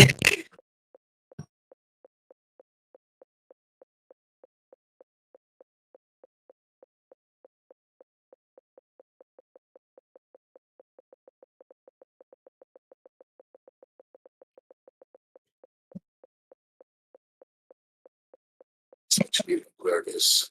54, 54.75. But that's the thing here. 35. 45 is NT on the heat map. 850. And then when you think of what was it last week when we had all that liquidity that was like manipulating the price action? What was your take on that? I think it's I don't know what to call it apart from that. I kind of just have the idea of there's as such everyone is positioned, and I would guess it's positioning for the dump, and that's sort of what the whole end of last year and this year about. You know, I don't want it to come across as a doomerish type of kind of everyone else is saying it's going to crash type of thing. The sky is falling. Wouldn't. Yeah, I wouldn't. That wouldn't say that. That with in terms of actual trading mindset, I do feel like it's obviously different levels, and you've got to draw hedge for the different variation, and again that's providing liquidity upside. Yeah, on my thing, I thought it was maybe a new form of iceberg because I did have like several like sessions, one-on-one sessions with Walter for Trade to Win, and he's a pretty good trader, and he was explaining like because with his system, it gives him like the ability to look at all the orders that come in, and I noticed that his indicators are one of the few indicators that I came across that have like an option to look at synthetic iceberg orders. And what I should have done was threw his indicator up and flip that feature on to see if it would identify that as a synthetic iceberg order, because it had the nature, it had the look what and the is the smell word? of it. Yes, it smelled of a synthetic where it just kept price in that zone and it did not want to move. So Just would it be via dark pool? Do you think it is? Do you think anything going on in that area? I don't know. I always understood as the dark pool as being anything outside of an exchange where it's unreported. So it's like, so it's Because if more he's like trying to get out, if he's like trying to position and then you're trying to do it in the most way, you're doing like your iceberg via a dark pool. correct. Yes, through other means of actually submitting an order. And that's where I was like, I wonder if this is like an iceberg algo where it will put in the order as a large lot while it works on the total lot in the PA. Yeah, Rage is saying some of it executed. Yes. It's maybe just how the program is front end playing it, understanding really. Yeah.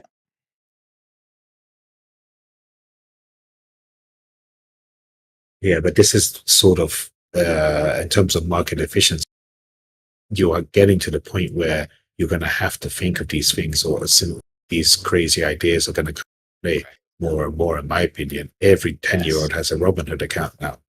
Yeah, because everybody can do something with the bot, and with the chat exactly.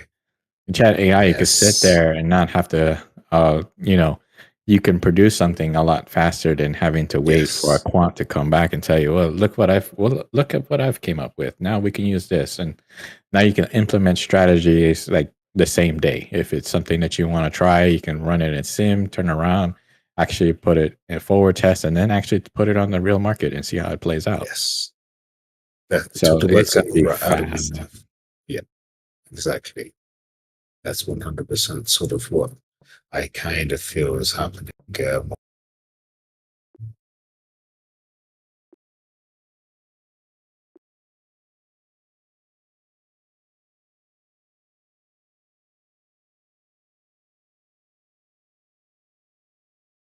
And even with the rise of prop firm, think about it.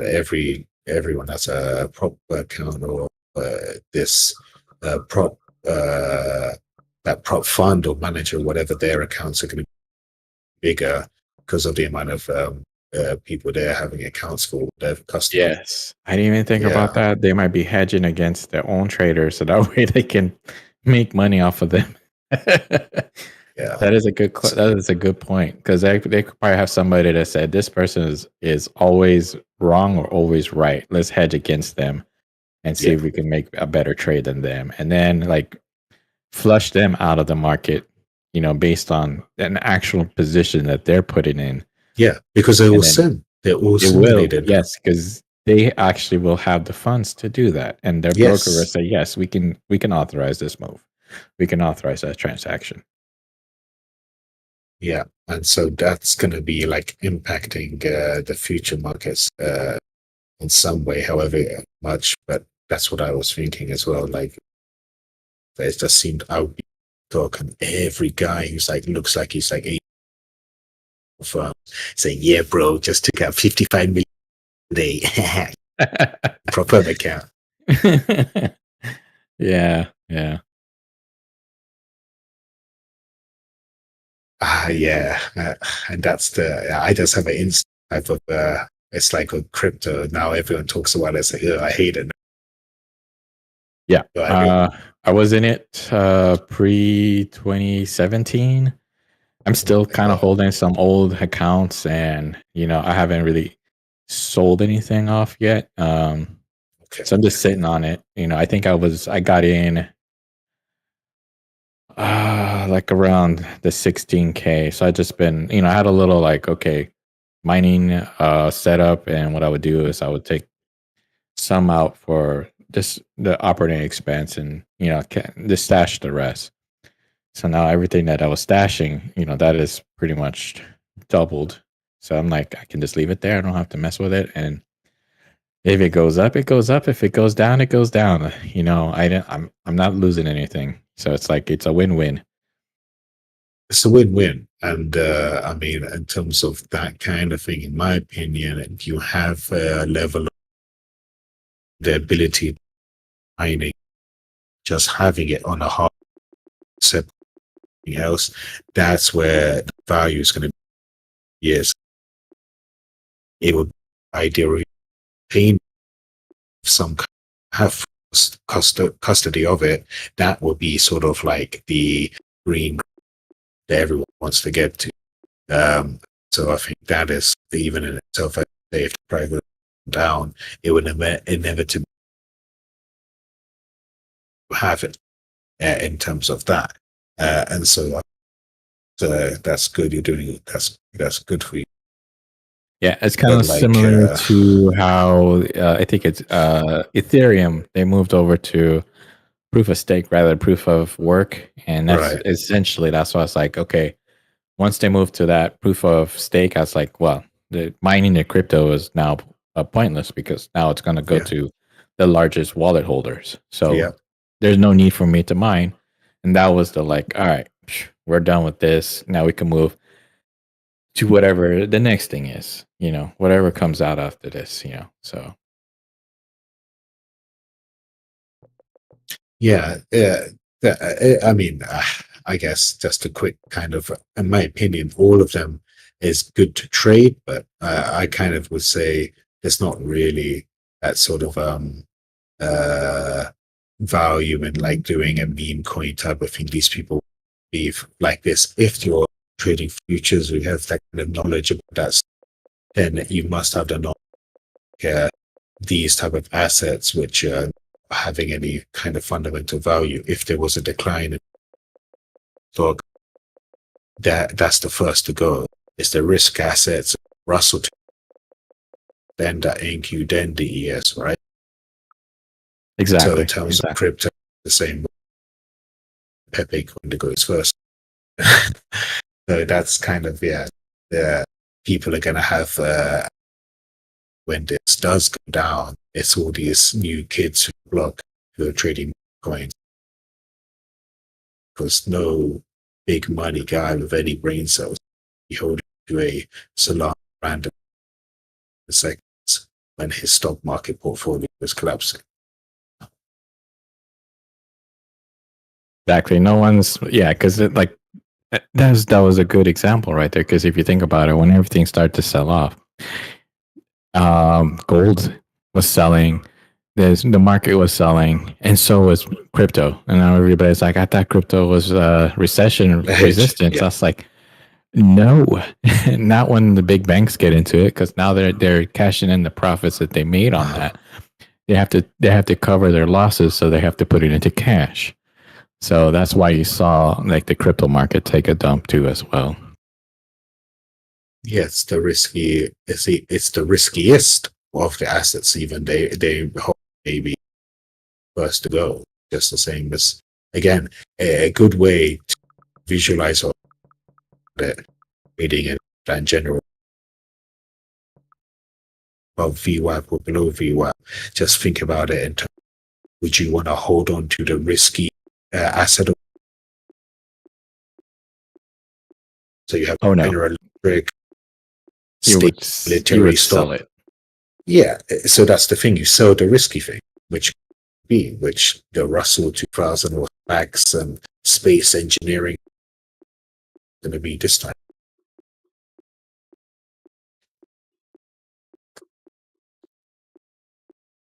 All right, looks like the short-term cumulative volume delta is starting to flip. So if you're still in that short, looking good, but the volume delta is still not taking us anywhere with the big sell orders. Time of sales did have some nice sell deltas come through here. Yeah. Let's see, it's a good good mix, I guess. Nothing that stands out just yet, but I mean, we'll sit and wait. Still flat. Everybody else who's short or long. We'll see what happens. We'll sit here and wait.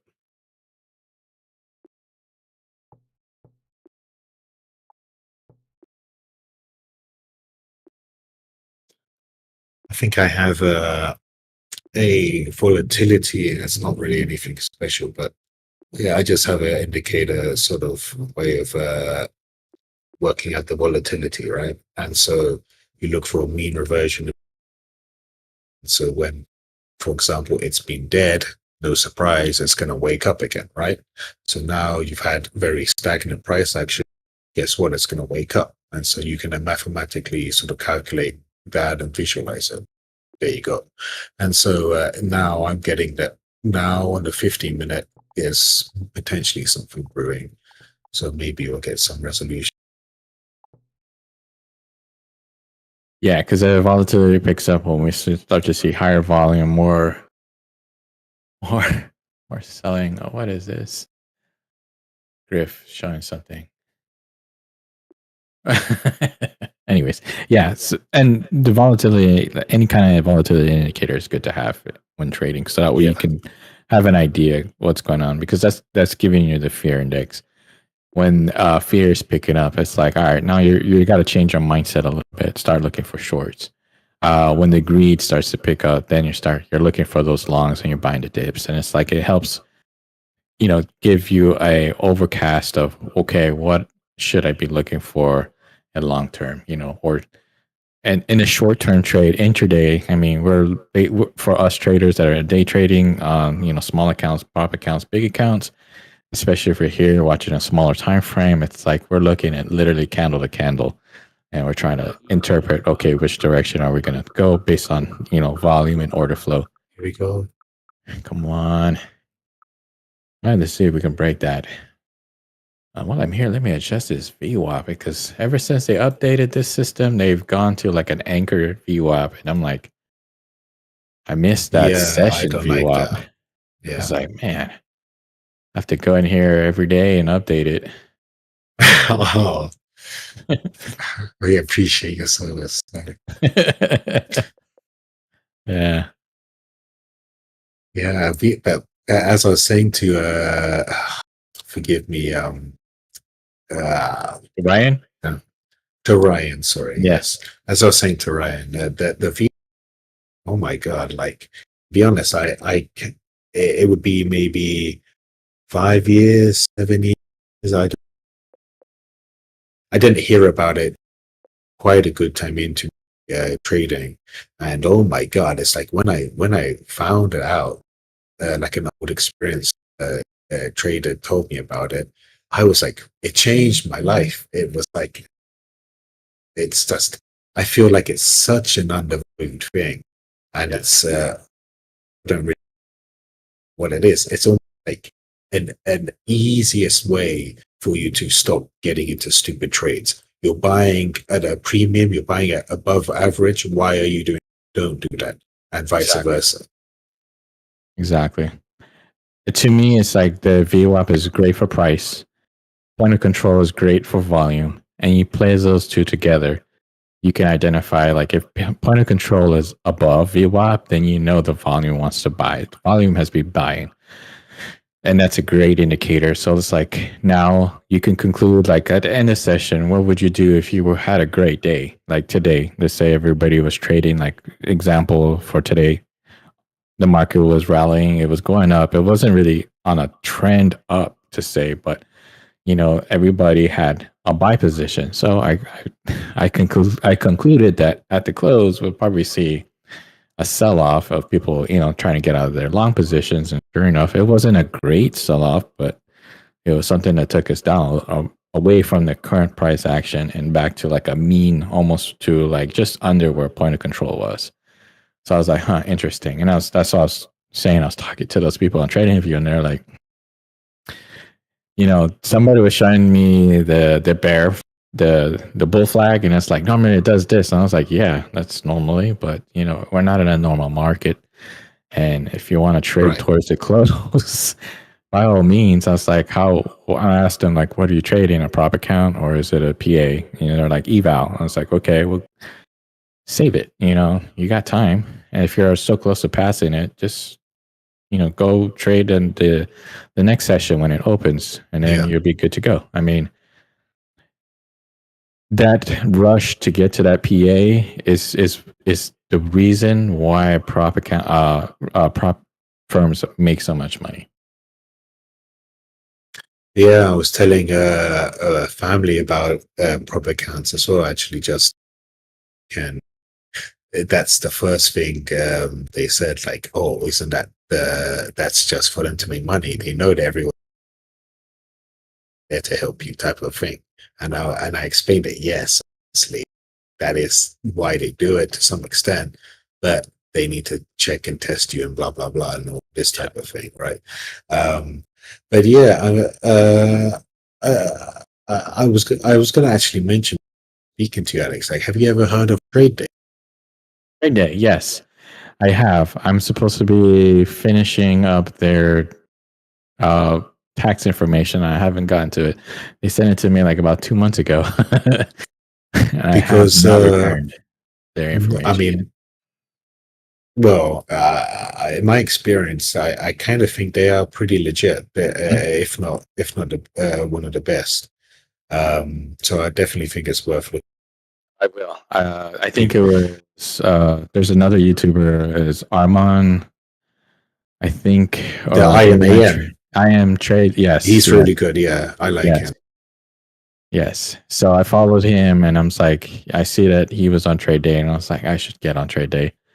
I tried it, and then they sent me the information, but it's like I said, it got lost in my inbox. I got busy, distraction. I got like a brain of a squirrel.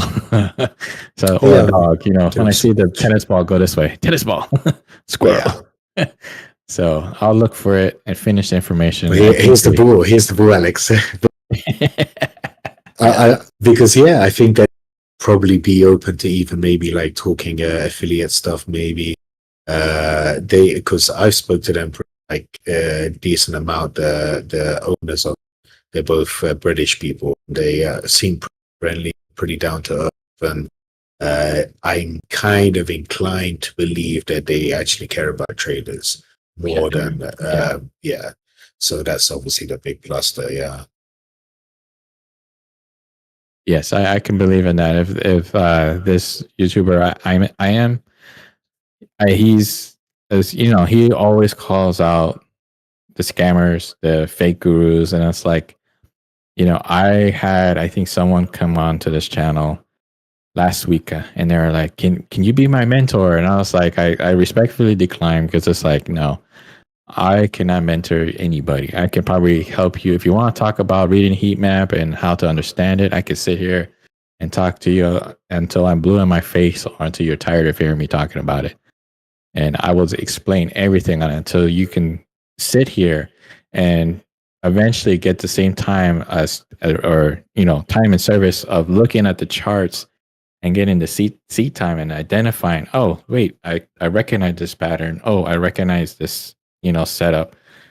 Being able to identify that's probably the best way. I mean, having somebody show you and teach you and mentor you, that's one thing, but I mean, I don't think that's me. I can explain to you how to read it, identify it, and we can talk to some trades. But it's like, you're more than welcome to join the community. You can ask around. We all help each other out. We all play games with each other. But it's like I said, it's one of those things. I was like, I am not a guru. If I was, I would not be here. Well, this is what I was saying kind of to Ryan, but it's about like teaching people or something like this, or mentoring or something like that. At the end of the day, if you're trading, you can't really do that. And this is the whole point why I said, if it's like someone I really think deserves it or something like this, because if you're trading and you're profitable, why would you Yeah. be then offering people trading? Why are you wasting time doing that? It makes no sense. So, and that's the inconvenience, like even with streaming and stuff like that. Previously, like, if I've done that in the past on Twitch or whatever else and stuff like this, even moderating and whatever, it's if you're trading, it's basically making you lose. And what happens with super high level multi-million, millionaire traders, from sort of talking to them, so what they care about is sort of what you were going on. It's like the adaptation. They're going, hey, I'm trading 500 different things. I just look for a current, right? The current, then I can take it, and then they're not no directional based or whatever. It's up to the however they want to. It's just the occurrence. They want as many ways of identifying that. So that's why you have these things called screeners and stuff like that on your trading view. That's like the retail, high level guys looking for inefficiencies in the market all across.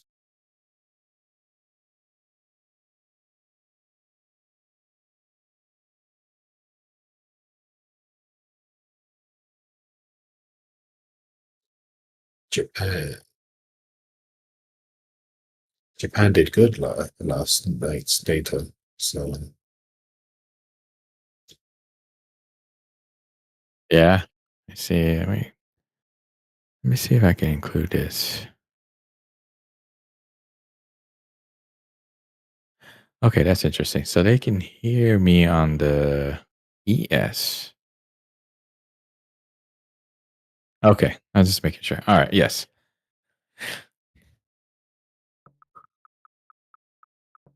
So you said Japan did good. That was economic news that came out. yeah, our friend Rachel was saying about Japan opening. So I can't. That might be. I just would guess that Japan doing good data last night. Maybe they open, go for a pump. Then US likes the pump of Japan and follow suit, which would mean 850 plus maybe.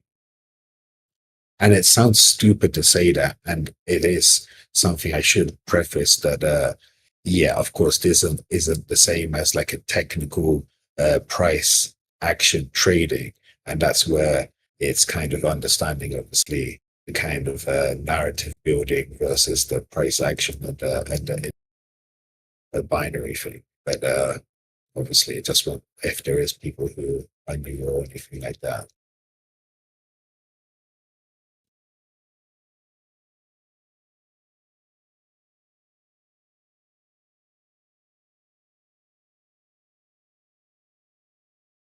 It looks like Ryan is actually in a trade. We turn our backs and he actually puts one on. He is. Yeah, I've been watching it. Yeah. Where is he at? That's not bad.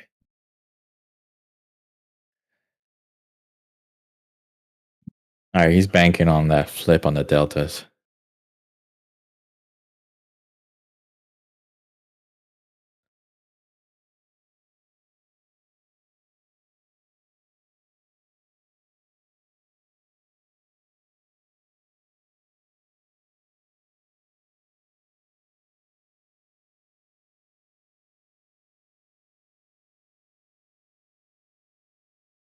So were you trading futures or stocks and stuff like this prior to the crypto, or? Yes, investing. I was doing investing in stocks mostly prior to crypto. Crypto was what really got me Cool. into like doing more trades and starting to get more. What is it? Testing the waters in a sense, because it was just more like investing. I would look at trying to understand all the information that you can get from like all the different resources, whether it's Yahoo or FinViz and stuff like that. Because it's like I think a little after the great financial crisis is where I really started, because I had a financial planner, and I gave them all my money. I said, all right, go ahead and make me money. And Yeah. then the financial crisis hit, and I turned around and I was like, okay, so where's my money? And he's like, it's gone. I was like, what? What am I paying you for? Yeah. What am I I can paying do you that for? myself. Mhm. Yes. So I took that mantra and I was like, I'm gonna start learning and try to learn as much. And it took some time. I mean, I was peaked on the Bitcoin. My interest peaked on the Bitcoin part of for cryptocurrency. I was still trying to figure out and understand it. I had no idea what I was missing. And I was like, I think it was 2012. And then I was like, 4 years later, when I finally had an opportunity to Wow. understand what it was, I was like, man, I'm so late to this thing. Mm. And then that's when I started to get into it. And then I think, like I said, up to 2017, maybe 19 is when I finally got all out of it. And then I was like, you know what? With the combination of what I learned from investing and actually trading cryptocurrencies, trying to keep my profit, and monitoring all these pumps and dumps, learning about the volumes and all that trading stuff, I was like, I started to dig more into actually trading the stocks and stuff like that, and it's like options. So What doing made all of you that look into that? Like, what was it about was it regulation, protection? Was it what? for it was regulation and protection. Yes, because it was Yeah. regulated and protected. And I was like, with crypto, it's like I have invested in several like meme coins that were like came to market, came to the exchange. They're like, this is the next big thing that's coming. Like Mine this, ICOs. yeah, mine this coin, help us make Mm. this big. And I was like, okay, cool. And then I would put my machines in the effort to mine this coin, and then next thing I know, Spend electricity. spend electricity, and next thing you know, the coin is gone and up in flames or cashed out. Literally, yeah. Yeah, it's like, where did it go? Yeah.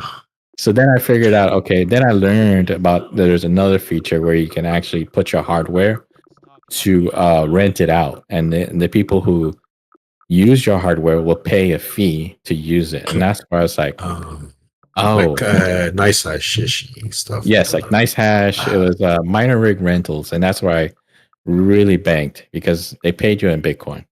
I was like, that's what I need. So I was like, I just set it up and let it run, and people mined on my machines whatever it was that they wanted to mine. And I was like, I'm making money regardless, you know. Yeah, I've been doing that as well. Yeah.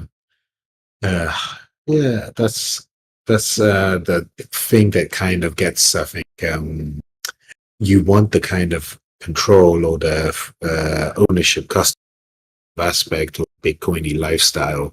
But at the same, when something happens, whatever, you do back and you do find yourself that, because even just doing certain narrow actions, it's some part of me, even after years and years of crypto, etc., the fact that there's like no recourse and everything, there is an element of, my God, like I can't check this. I did everything. Yeah. And so that's especially where I stand out in some respect, because Yeah. obviously it gives you the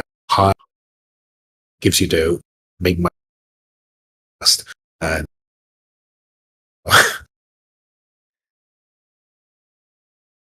Exactly. Because it's just the people who actually make the most money are the ones who actually start the Genesis blocks and all this stuff, and who have yes, the original release, the who got in on the initial investments and stuff like that, and that's who really makes out. So it's like, for now, I'll sit and wait until one day. I think it was another person that used to be in our Discord. His name was Oso.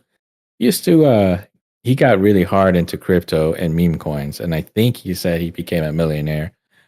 Nothing to validate that other than a YouTube video that he left out there, and YouTube space. And I was like, okay, cool. I mean, if that's one way to say, hey, you're done with trading and you've made enough money, that's great. That's great. I mean, sometimes it's not for everybody, but if you want to give that bravado that I'm a millionaire and I'm out of this, that's one way to end it. I mean, you can't beat that. yeah. I mean, that's there is nothing like the crypto community type of the way it is. Yes, It's different from a GME stock type of thing. correct. Yeah. I just got a sell signal on my little algo thing just for my own self. Yeah, it looks like we were right back down to testing sessions lows again, or we tested it. Yeah, we probably set a new low with that big candle that went down. So gold took a sell off. I guess LifeFab is telling us. Yep, it sure did. Oh It's yeah. down to 33.42. Crude is running 65.40. 60.11 on ES. So still hanging around. 820. It's holding a lot of buy orders. Yeah. 820 was previous Friday's close, wasn't it? Yeah, let me check. Fridays, I believe, yeah. So Yeah, interesting spot. Go negative for the day, the session. I'm all welcome for a short. That's for sure. If it can break this, and here we go. Mamma mia. Yeah. So you with these like crypto, etc., and everything like this, I think, yes, if you know how to trade, I really do think that people should focus on the like consolidate the futures, and if you know how you trade, maximize that these exchanges give you, and just do perpetuals. At the end of the day, that's kind of with the benefit of maximizing the fact that you know trading. That's what I always tell. If you can trade crypto and you can stomach those losses, and you can take those trades, and you can capitalize on those pump and dumps, you will do awesome in futures, because the futures has so much liquidity. It trades almost the same way. And that's why when I tried to trade stocks and options, I was like, I wasn't as successful as I was as in cryptocurrency, and I was trying to figure out why. And then once I figured out there's not enough liquidity in stocks and options unless you're trading a liquid market, like the ETFs, and I was like, okay, so I tried, did those, and I was like, it's the same thing.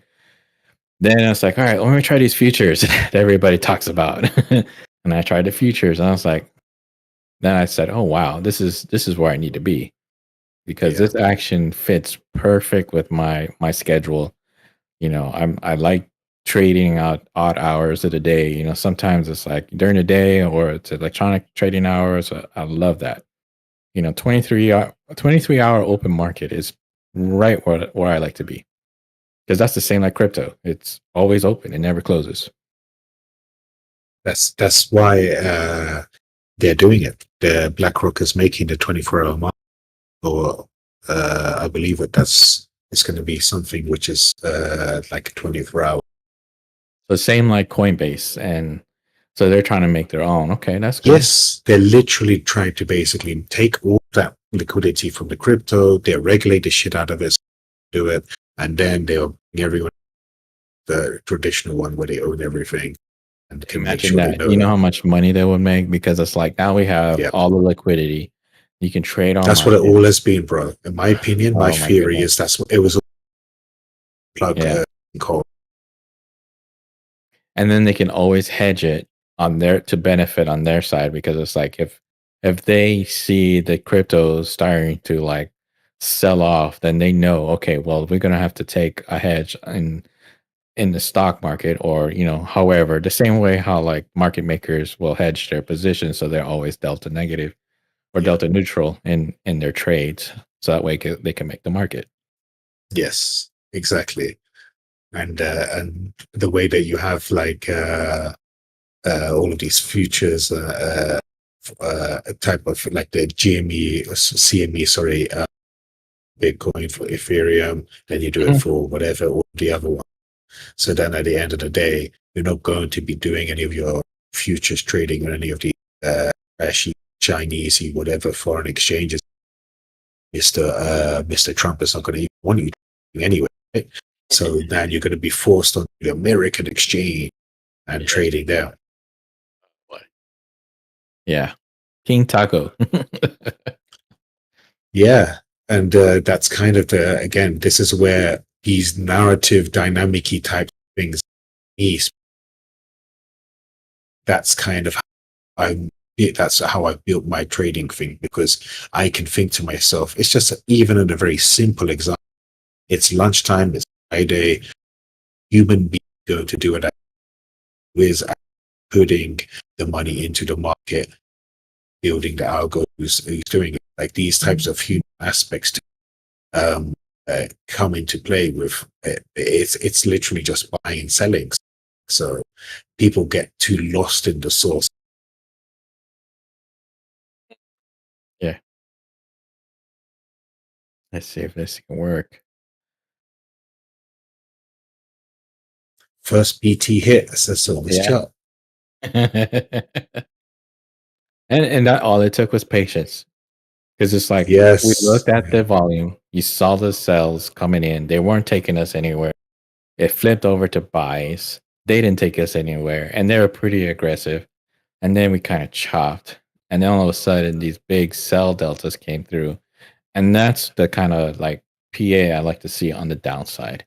I was like, I like that, and am I going to take this short now? Probably not, because it's like I missed it. I should have been in it maybe like 10 minutes ago.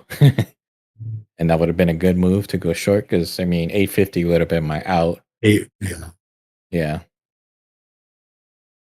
Because that would have been the high. And I mean, and even now it's such a tight range for today, being that it's been open.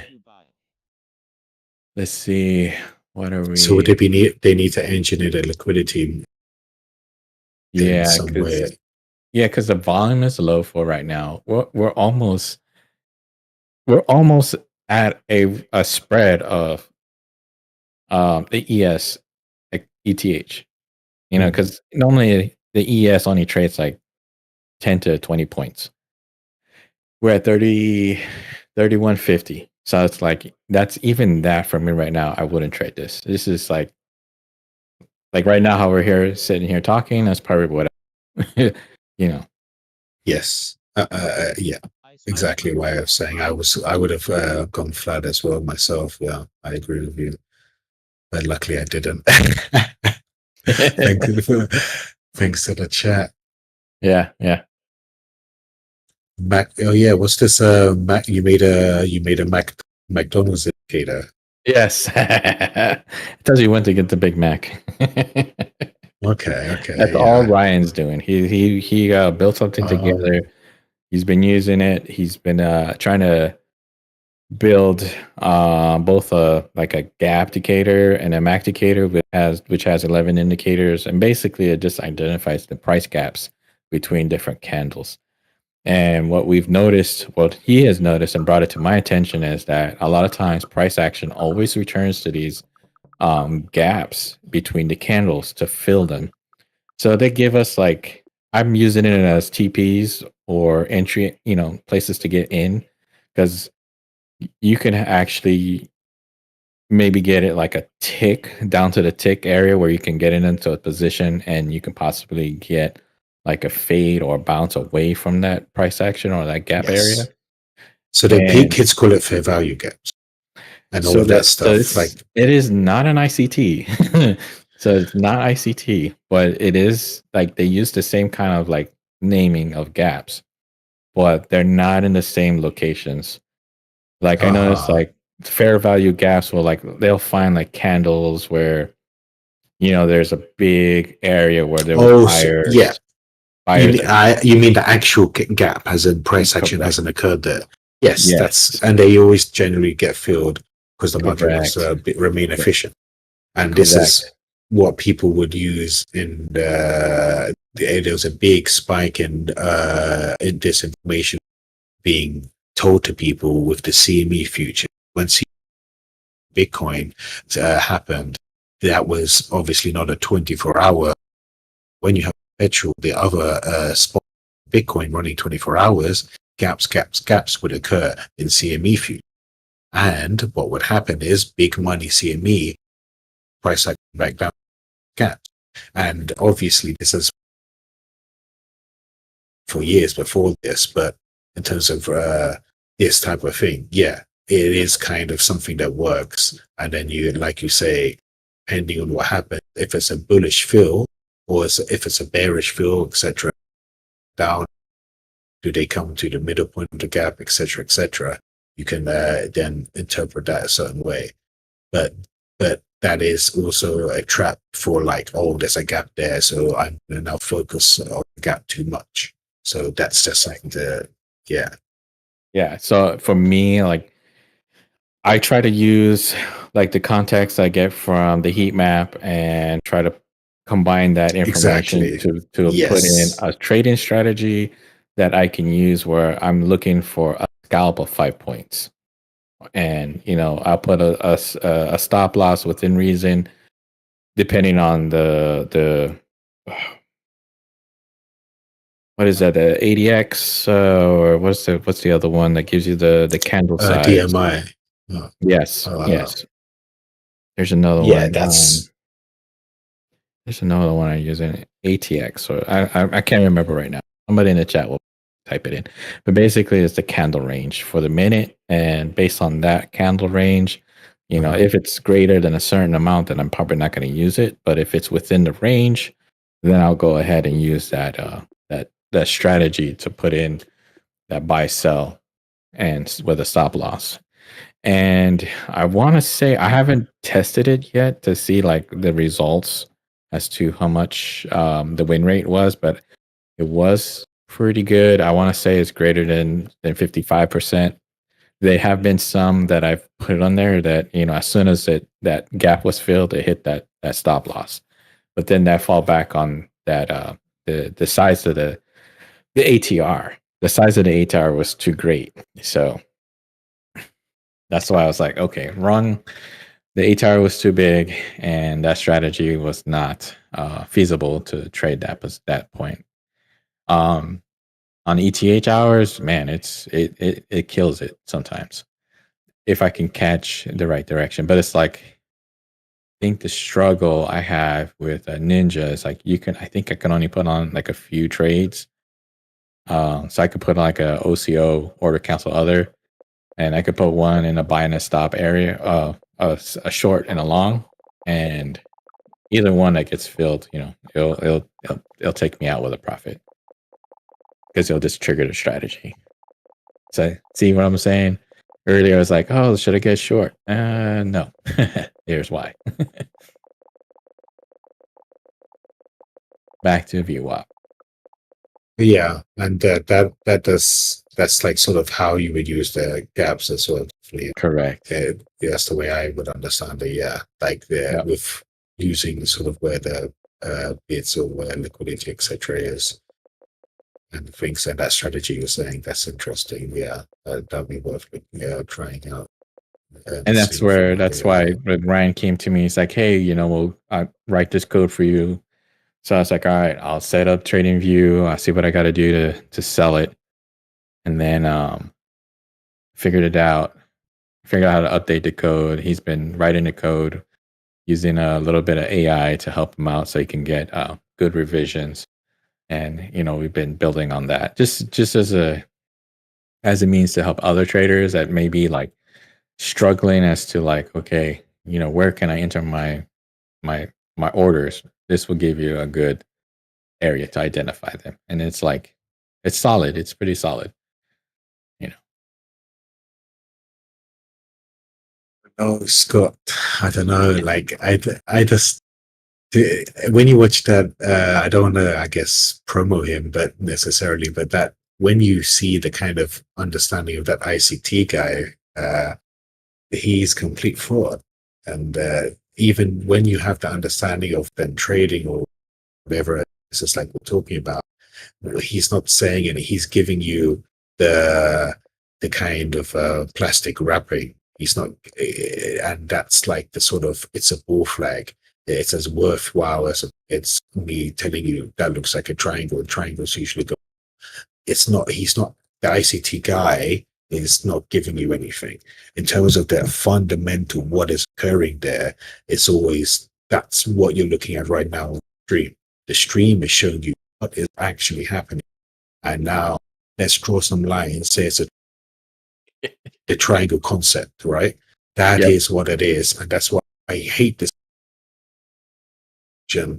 It's very important to get low type of thing because then it becomes this thing happens. The template says this will occur, and now I'm going to remain in a template type way of trading. And obviously, that's not the same as having managed risk. Living in a template is going to mean you don't know what to do, abiding by the template, which is what actually happens every single day. It doesn't repeat. It's a fractal, which is why fractals don't work. I can't just tell you that you usually trade like that's not how you do it. You would have your actual plan in terms of price points and risk and everything this and that way. So it's basically messing you up by telling you to look for something and forcing you to only be knowing how to live like. Yeah, it's trying to fit the strategy into a trade.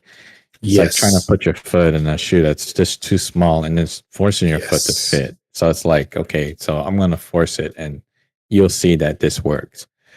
I was trying to remember. There was Salt Bones, I think it was from Texas.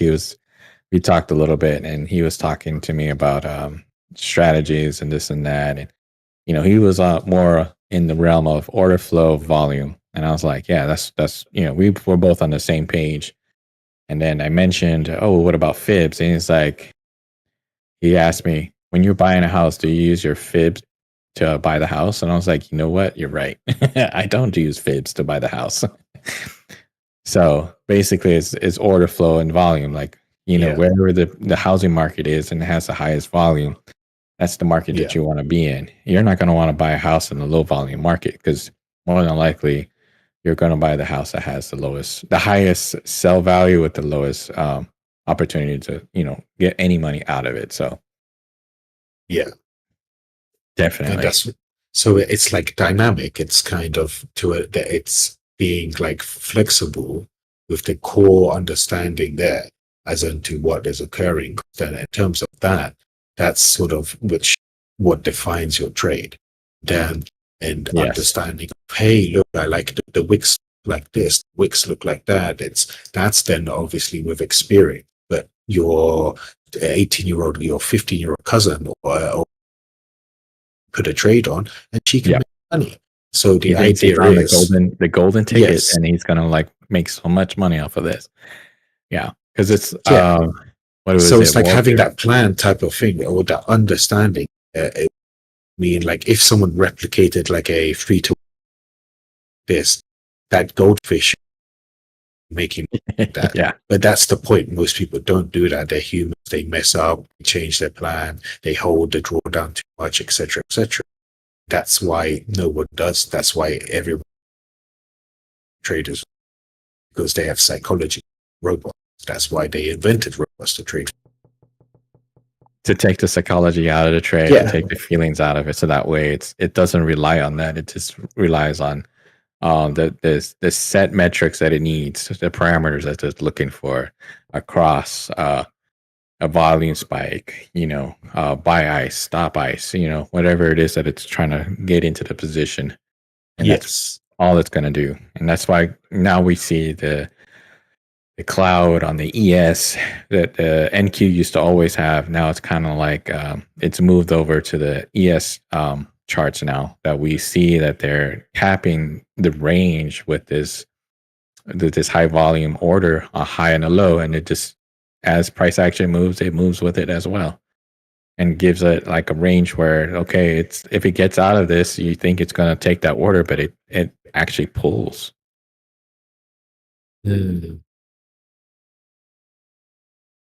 Yeah, adjusting to new data, not just saying, hey, there's a pattern here, and so I must do this. And so the big Wall Street guys, big money's doing adjusting and changing the way that they trade. This is why we should do the same thing. Having the ICT, a smart money concept, all of these types of patterns, etc. It's all the same vein of it's a template, and you're not going to go to a lawyer or a doctor who uses a template. He's going to say, this is the data that I have, adjusting in that data. So yeah, and a lot of people have fallen into it. It's actually, guy has got such a funnel of money coming into him. Yes. And it's nonstop because people always reinvent it. I mean, they expand on it, they add to it, and it's like it works. I mean, I get it. And if it's an easy way to get people to follow you and then get followers and get income, there's always someone that's going to sell it. Yeah. And that's sort of the curse of a trader as well. We want to be right, but we need to accept sort of when we're wrong. And that's where, if we're sort of looking for a template or something like this and not taking the actual data that is, then. And that's the big thing right there. Everybody always wants to be right on the trade. And that's like the number one, thing that takes us out and that breaks us down mentally. If you can get out of a bad trade and just understand, hey, you know what? This is a bad trade. This you realize, and if you are talking yourself into that same bad trade and adding to it, and that's bad. That makes it worse. And that's how you end up blowing accounts, going broke, getting washed out, burnt out, because then it's like every day you try to do the same thing and you think you're onto something, but it doesn't get any better. Yes, exactly. No progress is occurring. And what's going to help make stop that bad thing you described happening? Community, your trading friends who are actually giving you good information, Yes. like guiding you in a. It's obviously not being on your own, searching, finding random way, sending you a chip, whatever they call it, bridge. Just this is my special pattern and special way of finding it. That's not how it is. It's buying and selling. End of story. Yeah. Guy Hold on has one put second. We got one more person that wants to come up, but yeah, I like that idea. Hold on. Yeah. Chris, straight SRT8. Go ahead and bring you in and see if we can bring you on. Hey, what's going on, guys? Great discussion. Hey, what's up? Not much. I've been trading for 30 years since 1995, and everything you guys are saying is spot on. I don't know how long you guys have been trading, but trading is a very lonely profession. It's the hardest thing in the world to do, Yeah. and a lot of I have a Discord group as well that I've had for about 5 years now, and what he just said is absolutely right. People get stuck on the wheel of doing the same thing over and over, and that, the definition of insanity right there. They think it's going to change, and they get caught doing the same thing over and over. Having a community to talk about things, even though what strategy might have worked yesterday or 10 months ago, whatever it is, it might not work right now. And I've seen the .com era, I've seen everything. The market is ever changing. It doesn't care what you think. It doesn't care how you feel, or, well, this is how it should be. That's how it should be. It doesn't matter. You have to trade in the moment. And if you're short terms, intraday, if you're a scalper or whatever it is, you have to constantly adapt. The market's ever changing. I mean, we're in a meme market now where whatever Trump or whoever tweets is going to move the market. And it doesn't matter what fundamentals are. It's just so what you knew 10 years ago might not apply anymore today. So you constantly have to adapt on the fly and be okay with that. Yeah, because that is 100%. And that's why I told everybody, like, November coming, I was like, volatility is in. This is the new thing. It's going to be so hot. You're going to have so many opportunities to trade. You're going to be like on so many different levels that, like, you're going to have an opportunity like every hour. It's going to be unbelievable. And that's like, today, this session right now is probably one of the few sessions that I've seen, and I can count on one hand. It's less than 5 where we haven't really moved too much. Well, yeah, look at the last 2 days, the volume profile. I mean, we basically didn't go anywhere Friday and today. It was just in the regular trading hours. It was just garbage. It was just a bunch of chop. And people that tried to trade that I've talked to today, some people blew their accounts, or some people wiped out half of their accounts, or whatever it is. And I'm just like, there's nothing to trade, and it's okay. You can wait. There's going to be another opportunity. Just give it a minute. Yeah.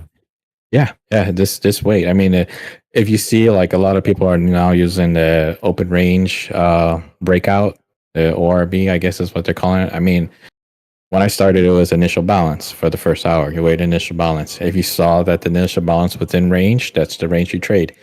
If it broke out of it, you wait for a retest or a bounce, and you took that long and you rode it, because that was the day. That was the trade for the day. You went long or you went short, or you trade the range. So that's exactly the strategy my girlfriend at the and that was breakout. winning. That was winning for me, like, way back when. I was like, okay, we just, got to get this range. Okay, here it is. That's okay. We break. All right, we're long, and we hold. Yeah, exactly. And that's and one of my ones I was using for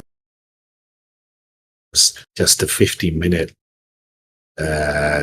thing, where it's like at the first opening of the day it goes up 15 minutes, then goes down, and then obviously at the end of the day, the same, they dumping it, then you long it, so, and it just worked. And now I think I really agree. Can switch on a dime, and it's matched with a kind of, like, I guess, the whole positioning going on. The market right now is just waiting for something to happen. I think where, I don't ever like to predict where we're going or what could be, but there's a lot of things kind of behind the Wizard of Oz curtain going on, that if you notice, the market will move, and then we used to see the news and market move. Now the market moves, and then a few hours later, here's the news. So they're kind of playing games, and it's just kind of tough right now. And patience is the key, and to not overtrade, because I mean, Mm. I talked to someone today and they traded 4,000 micro contracts between MES and MNQ. I'm like, how? I mean, I said, the first question I asked was, how much did you lose? Because there's no way you made money today if you traded that many contracts on a day like today. You were getting chopped up. And so people are just trying to catch a move. They're trying to guess, oh, we're going to go up, we're going to go down. The dark pools say this and that. Yeah, It's you you can't just have predict to it. trade in the moment. You can't just guess. Yeah. You're playing roulette when you're doing that. Yeah, I mean the trade was is if ES and NQ are not trading, go to RTY, YM, CL, and Yeah. GC. You'll find a Yeah. trade there better. Yeah. And I have people that will ask me because I'm almost 50 years old. I've been trading since I was 18, and this is all I've ever done. And Wow. I still love doing it. Like the very first day, I went through the Mm. .com era. I traded the housing crisis. I've traded everything, and people ask me, well, how is this compared to the .com? I said, well, that doesn't matter. I said, anything, they're like, well, the charts back in the .com. I said, listen, the charts from the .com era or anything before the first penny of QE does not matter. I tell people that who cares about the charts from the 80s and whatever else, because the market is not the same as it was now that it's Yes. controlled Mm. by the Fed. And since QE, nothing matters before 08, 09. And I tell people just look from there to now. That's what matters because it's not the same market. And so they get confused and they'll look back at 87, this did that. I'm like, that does not No, matter. it doesn't matter. Exactly. You hit Doesn't it right there. As soon as the Fed makes up their mind and they want to, increase or decrease, that's the direction the market's going to be making the move. It's going to react to that move. And imagine that they were trading where they call up and say, "Hey, so what's the price of this thing now? It's $10." Next day, oh, it's $11, and they had to make a trade with not Right. knowing any of the data. Yeah. And now look where we are. Yeah. I can tell you trading back in the 90s compared to now, it's just, I was calling my E-Trade broker constantly doing different trades and whatever. I'd had to phone call trades in a lot of the times because that was the Right. early days of it, so it's come a long way and it's kind of fascinating. I don't know how long you guys have been trading, but just think we're clicking buttons and making money or losing money if you're doing it wrong. But it's just kind of fascinating the speed of information. And no matter how fast you think you're never going to be faster than Citadel. That's right. They're the ones that win every day, and you just have to try to. And then another big thing that I tell people is don't try to be the whale in a trade. There's plenty of money to just be the little scavenger getting the tiny morsels every day, and you can make a great living doing that. You don't have to hit a trade, knock it out of the park. Back a couple months ago, we were getting 500, 800 points in NQ every day. That used to take a year to get that kind of move. And Yes, everybody, this is how futures used to trade. exactly. Just Right tight here. little range. And people that have Tight only been range. trading since COVID are spoiled. They don't Yes. understand. Absolutely, yeah. You have to sit and wait and hope that, wake up tomorrow like, all right, I'm in money. All right, let's go. Just think about it. Just like 4 years ago, if you got 20 points in NQ, is like, that's a huge trade. Now, if you don't get 50 or 80 points, you're like, oh, this is boring. And I'm like, man, you guys don't get it. Yeah, NQ 3K, and now you got 22K on the horizon. Like just from what I remember, active trading. Then obviously the points is equating to asset. Right? So it's the same with a Bitcoin. When it's at 100K, 5K is nothing. Yeah. Yeah, and we're going to 22K because the Fed has no choice but to cut rates now. We're in a completely debt-based system, and they have to keep printing to keep the machine going, or everything stops. And I mean everything. And we're barreling towards that, and everyone knows it. But fundamentally, if you look at economics 101, you think, okay, everything is telling us that the market's going to crash, but it's not. Just like during the COVID and after COVID, when the jobs report number would come out every Thursday morning, when it first started happening, when the bad numbers come out, I would short it and then the market would just rip. And I'm like, well, wait a minute. That's Why did telling you us do this is that? bad. It's going down. But then you realize, okay, they're just printing Good money. times. Yeah. Yeah. Yeah, they If just you've been turned trading on. long enough, everyone got hit on that because you'd see the jobs report like, okay, I'm going short, and then you just get stopped out immediately because it's just face rips. Yeah, it was just one of those things that they knew they could not fail it. Just, I mean, they learned from '08. They're like, we cannot let this fail. We Yeah. cannot be the one that holds the bag. We need to make sure that everybody is protected and continue going. And that's exactly what they did. And they will do that again, but it's like just a matter of when. Yeah. That's what we're waiting for, and that's what It everybody's is. waiting for. Yeah. And this last drop in April, that was orchestrated. If you think about Besant, he's brilliant. He orchestrated that drop to trap a lot of people. A lot of Yeah. institutions got trapped in that. And now I didn't this is happening. believe it. Yeah. So it's Yep. it's going to be a wild ride. I mean, I fully think the Fed's going to cut in June. I don't think they're going to wait. I think they're going to have to. But I could be wrong. But with the way everything is going, everything is connected, right? It's the art of misdirection. Look over here, don't look Yes. over here. And that's what's happening with these riots in LA. It's to distract people from what's happening economically around the globe. Things are collapsing Oh, rapidly. that's Yes. the word right there. Distraction. Yeah. It's like a magic show, right? Penn and Teller. One of them is telling you, look at this, and the other one's doing the trick. That's what's happening in the market Exactly. with global financial systems everywhere. But so what about the AI revolution? My AI started to 5 million. Oh man. Long Yeah. up Palantir. Yeah. Yeah. It's Before it was a space race and Virgin Galactic and space, and it was a cannabis. And yeah, it was that big scam. I mean, that's a whole nother joke. Yeah, I mean, the whole that thing was funny. Tilray, bro. Yeah, Only 4 people in there. I mean, they only had the whole company had 4 people, but yet it was a highly traded stock for whatever reason. It's crazy times. Yeah. Everything was a spec. Yeah.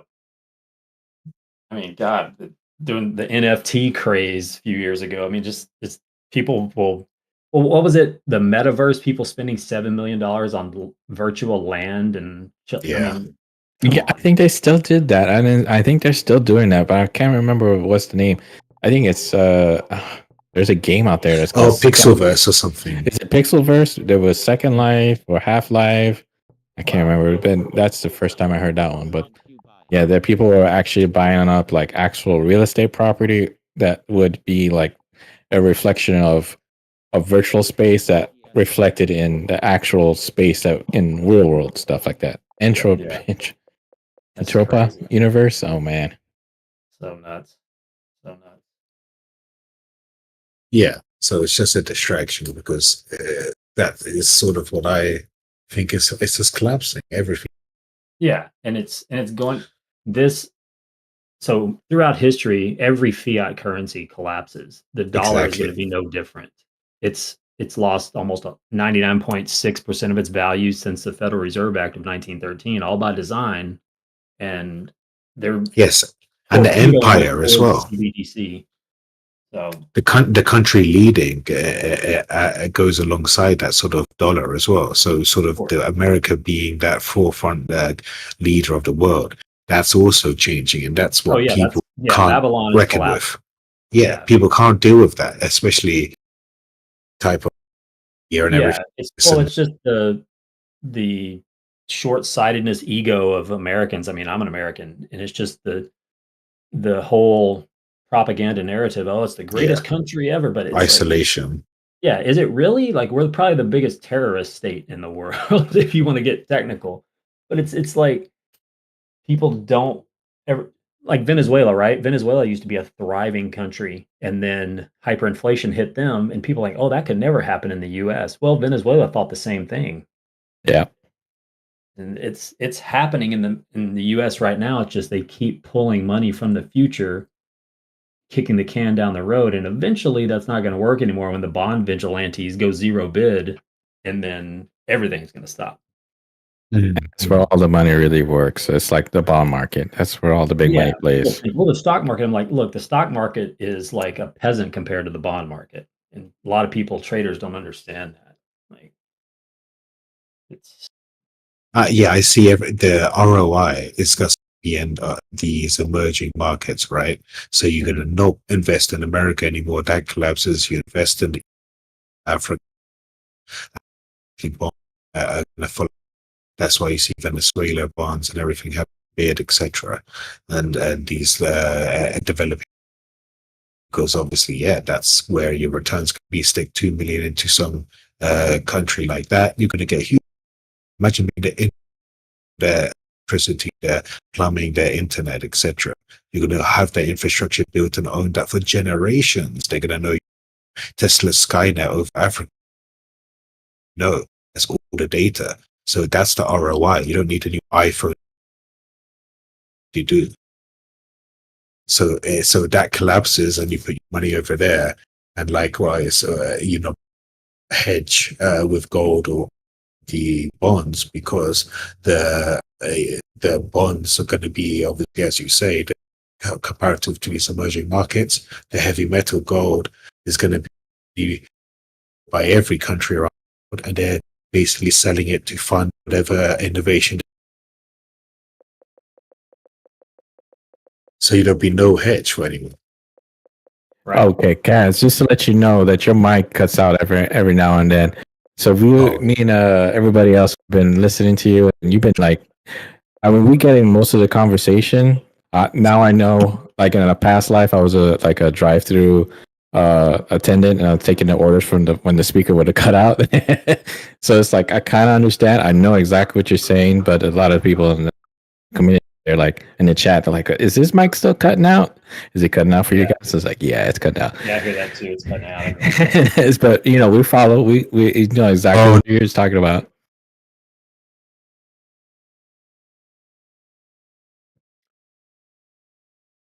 This is probably, and what I've noticed too, the extended hours have been better trading than the cash hours. Yes. And I way cleaner. think way cleaner. The setups are nicer. It's more civilized. It's because not civilized, but the setups, you can read it. Like I think it was Friday, I kind of went the wrong direction, and I was like, "Huh, look at that! I picked the wrong way." So I had to take that loss, and I was like, "Okay, well, we won't do that again." We got a little cocky, and we're like, "It's going to go in this direction, so we're going to short it." And sure enough, it did not go down. It kept on going. So it's like, but at the point, I was like, all right. I started looking at Ryan's indicators, and I started looking at his different pivot points, and I was like, all right, here's the point where I'm going to get out. And I just said, I'm going to take that loss, and then we'll come back and do it again. But this last drop was almost perfect to go long on. I mean, yes, that was a good long trade. I think he went short. Yeah, I literally was just kind of doing stuff, getting ready to. I'm on the West Coast. I was getting ready to cook some dinner, and then I got an alert on my phone, like a delta move, and I was like, "Oh, okay." And then I literally just came down and jumped in long and was listening to you guys. Oh yeah. So you're on the West Coast, which state? I've got 10 points on ES, and I've got about 35 points on NQ. I'm like, all right, nice. That's good. Yeah. So it's just, I mean, every time, and the reason it's cleaner now because you don't have Kenny G at Citadel and his minions screwing with bid and ask both ways. That's why it's cleaner during the extended hours, because they're not messing with it. They're out. They're enjoying their time off, and that's why it's like when I see a lot of people have trouble. The zero DTE game is what's happening right now during exactly, and that's what I figured. Figured out how to burn both sides during the day. Now you get an open move, and then during the day it's just they're killing both sides premium. And ever since they went 5 days a week of zero DTEs, they had to figure out how to burn those, and they've got it dialed in now. They got it, and that's what, because that was the paycheck right there. SPX, zero DTE. That's how you made it.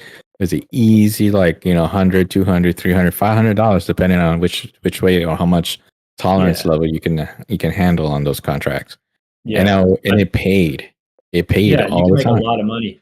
And I mean, I traded options for 15 years. I still do, but I mainly trade futures now just because I don't like the clock working against me as much. I was TD Ameritrade's #3 volume trader for 15 years, retail trader That's on impressive. That's impressive. I would trade QQQ and SPY. I mean, I would trade 6, 7, 8,000 contracts at a time. Did they did you give you like what is it a custom commissions, or did they just I okay. pay. So I would always tell them. So by the way, if you trade options, with whoever your broker is, you can call them if you're trading volume constantly. Call them every 30 days and just say, "I want a reduction in my fees." Every Mhm. 30 days, they have to review it, and they will give you cheaper commissions. Don't wait Yeah. longer than that. Every 30 days. Finally, I told them, I was like, "Look, why don't you guys just give me a flat fee?" They Mhm. wouldn't do it. So I'm down to 2/10 of a penny per contract on my options right now with Schwab now Wow. because I've been with TD Ameritrade for Yeah. years. With Schwab, 2/10 of a penny per contract is what I get. That's the yeah, I figured that because it's like when I started doing options, I was like, there's no way because it's like It's there's got to expensive. be it will chew into all your profits, and it's Yep. like I would do 1, 2, 3, maybe 5, but I Mhm. mean I never had the volume to say I need to get a lower rate or Yeah. You gotta commissions. trade hundreds or thousands a Yes. day. Yep. And I was trading I remember some days I would have 80, 90,000 contracts because I wouldn't look for $4 and $5 moves in the options. When you're trading 5,000 contracts, you just need 20 cents Yeah. of a Yeah. move. If you're Exactly. making And were you $5,000 a doing the penny. theta? Were you playing theta in your favor, or were you selling? No, I was literally just flipping premium. So Oh, okay.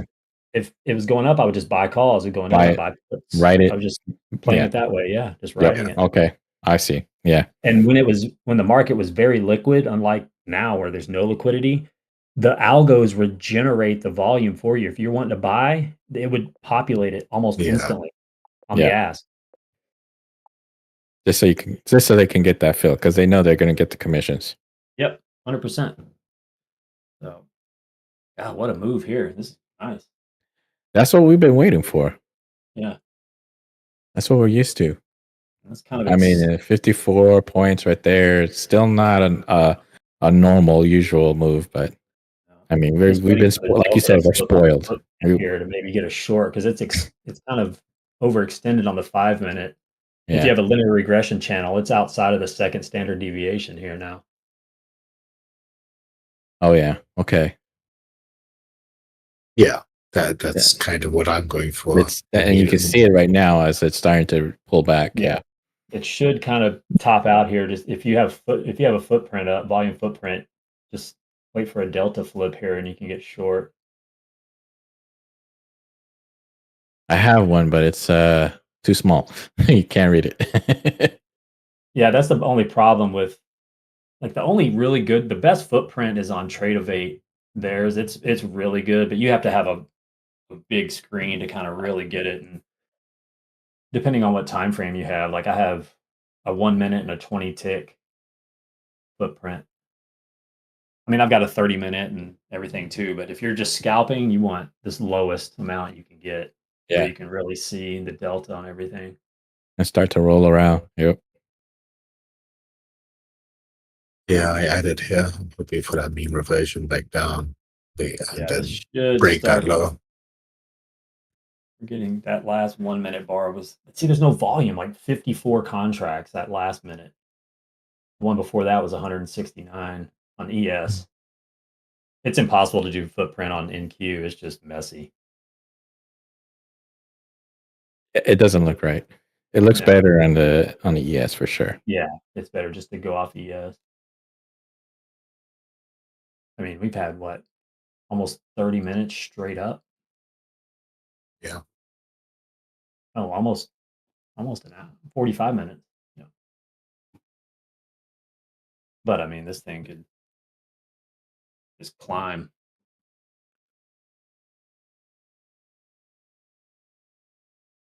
See what they do with if they make it up to the RTH highs.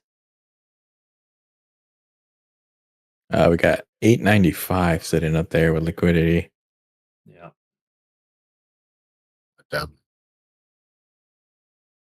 Got some selling wicks on the 5-minute here, the last 2 bars. Yeah. CD.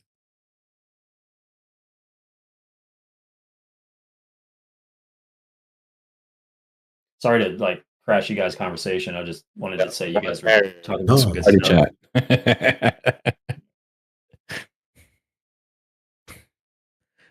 This is what we like, No, because then it's like it gives content. Now I can go back and chop this up, make some shorts out of it, Yeah.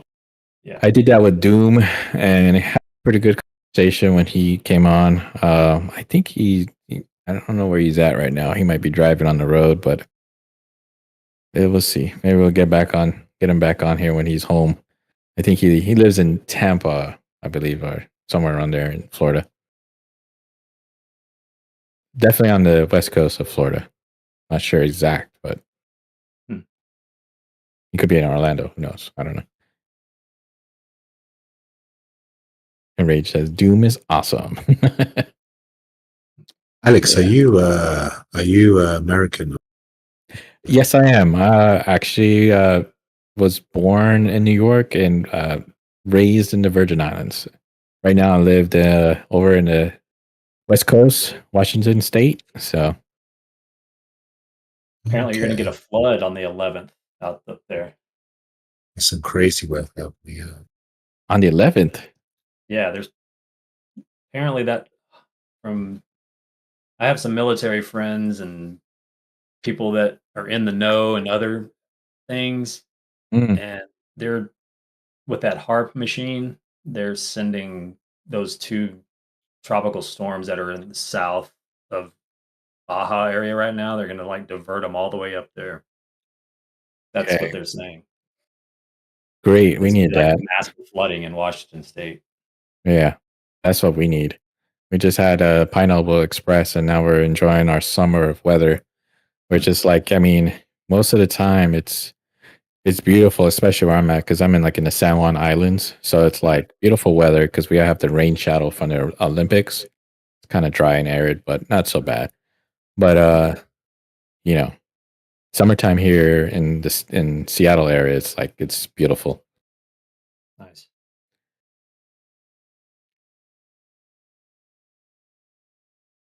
NQ green candles till midnight. That's what life at wants.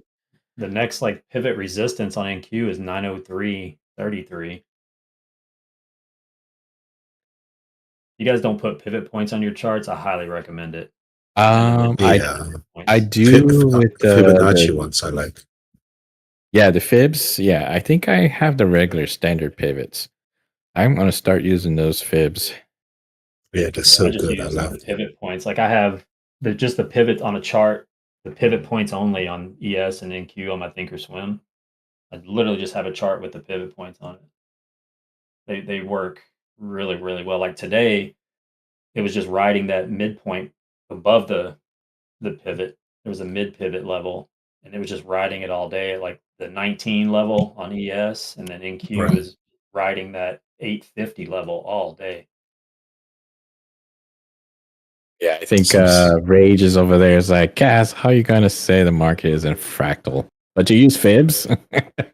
Yeah, I know. Rage is it's just that he's unrelentless. He remembers. Yeah, it's like an elephant.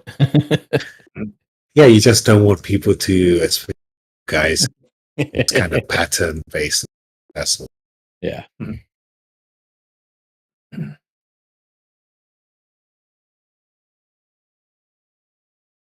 Got some delta flips there for ES. Yeah. Goes back a little bit here. 6J setting as well. 850 level. 830 level.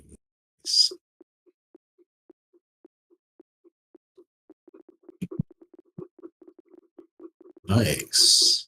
I just peeled my longs off. I just went short at 64 and on 864 and then on 20 on ES.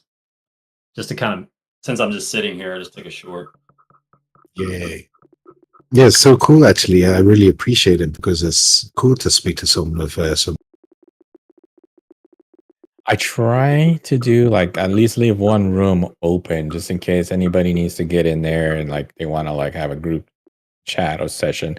I haven't seen too many people use it. It was like I think there was one time that I sat there and it was two traders. They were like going at it in the chat and they're comparing like whose account was better. Mm. So I was like, well, here's a Discord room if you guys want to go talk it out. They went in there and they talked it out. I was like, okay, that's not what it was intended for, but okay, cool. That's one use.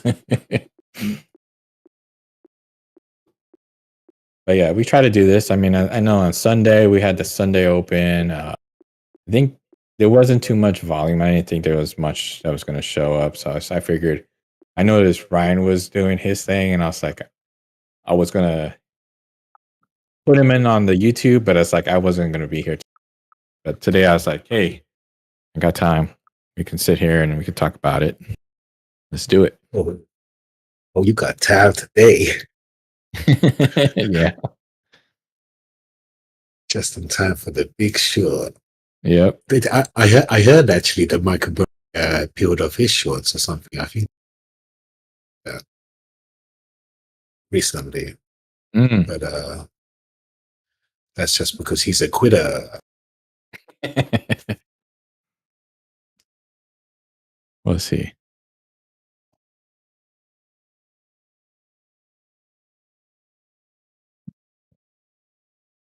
Yeah. Let's see.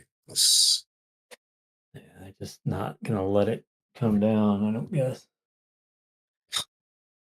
My finger was itching for a short, but I'm like, I'm going to sit. They're holding the Yeah, top I've of got my that. stops at the highs, just a few points on ES and I about want to 9 see points. it fall under that 855 on the NQ. Still see liquidity on ES at the 17 and 16, especially at the 15. So we'll see what happens. So no rush.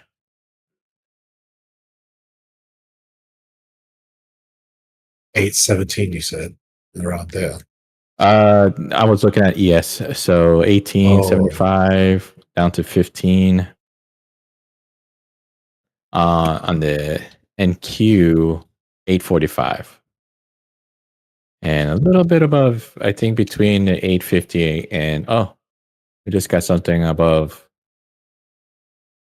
857, 859 area, somewhere around there. So there's stuff there, but they're just there to transact. They're not showing any aggression just yet. So we'll see. We got the hour turn coming right here in a minute. Yeah. But 6J. Yeah. Buddy. I mean, overall, we're green. The whole. In case they rip this, because sometimes they'll just come in with volume out of nowhere and just pop it. Yep. And that's what I was thinking too, because I was like, I'm looking at the net change for the open and it's like positive. Yeah. So, I mean, like I said, if it's under VWAP, yeah, that's a good place to short. If you see the volume, if I see volume push into that direction, I'm going to take it and write it below. But like, I don't think I'm going to write it right now. Yeah. Short term cumulative volume delta is still kind of high. So I like to wait and see that kind of curl down until I start deciding if I'm going to go short on this. Same on the ES is still kind of positive. And like you said, if you're looking at footprints, you're looking for that delta flip. So you're finding that micro volume delta flip where I'm going to use my chart for those of you who are listening on ES and NQ. I'm looking at the 1 hour, that's the right hand side. That's giving me the overall for the last hour. So as soon as I see it starts to trend down, then I'm like, all right, now I'm waiting for that to short out. So I'm going to take the short once it does that. But like it's doing right now, it's continuing to buy up. We just buy the dips until it stops working. Yeah, and that's been the play for weeks now. For centuries. Yep. It's the way it's designed. It's on sale when it's low price. Buy the dip. Yeah, it's gonna take me out here. I'm fine with it.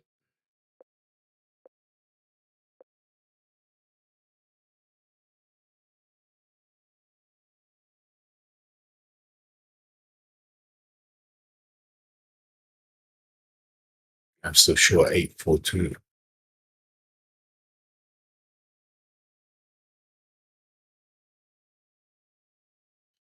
Next ad is at 880.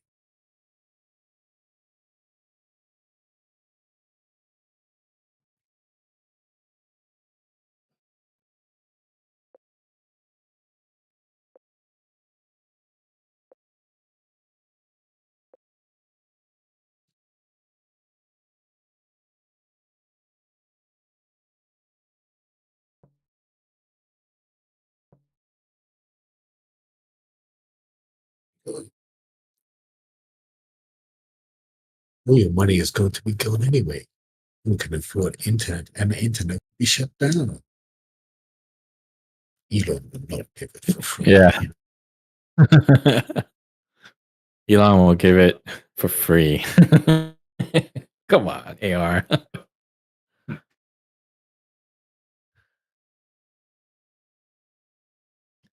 Yeah, this time in sales, it's all green. So I'm like, all right, I'll just have to sit and wait.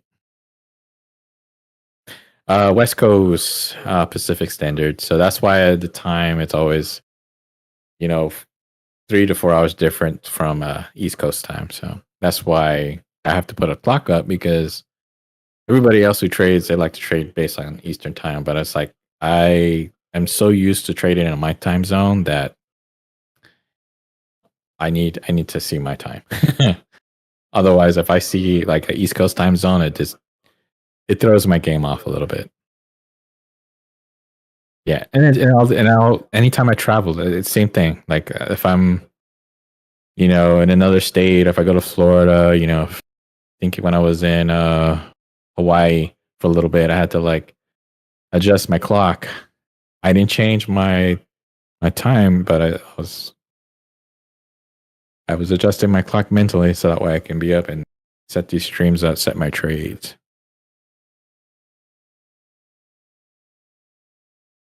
Hey, thank you there, Sniper. Yep. IFAB is in the east. Yeah.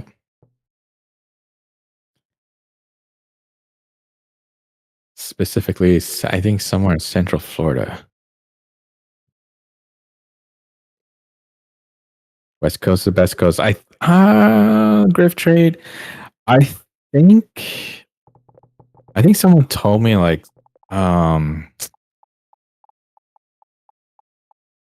where was it? Somewhere in Europe, and I can't for the life of me think. I think it was Portugal or Spain was like the best time zone to trade.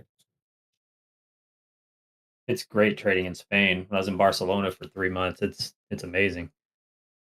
Like 3 p.m. to 10 or something like that. Yeah, it's like the best time zone. You don't really. I mean, for certain people, I think there was somebody else that was on our chat, our stream, and they said they're in Dubai, and it was great because it's like, it's a 12-hour difference, so everything is 12 hours shifted for them. So.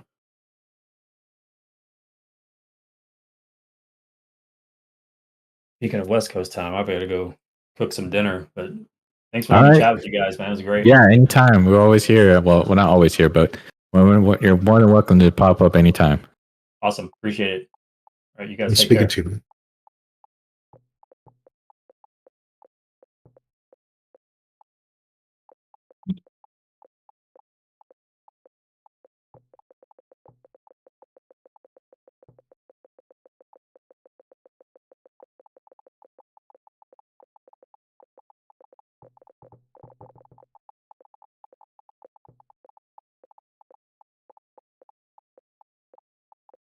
Yeah, just like I was saying, mentally I was looking for a short, but when I started looking at my deltas, I was like, no, this is not the short to take. And especially with that liquidity sitting up there, it looks like it's shifted up. That's how I would manage my mental trade. If I'm going to take one, I'm looking, okay, this is the things I'm going to look at for those of you who are just joining. Look at the cumulative volume deltas. These are down here in the subchart book map. Same here. We also have a footprint volumetric style from NinjaTrader. All these were green. So you have all these down here. Great indicators, great tools.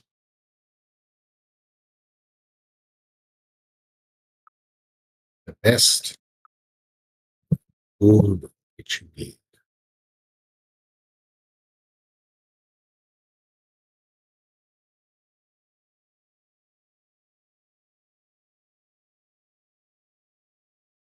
All right, I'll be right back. Hold on one second. Oh,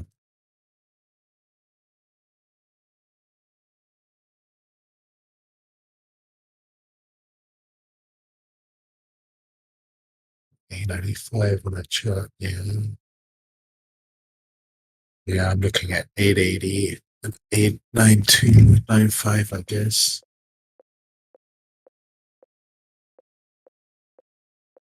Nothing to 895 plus.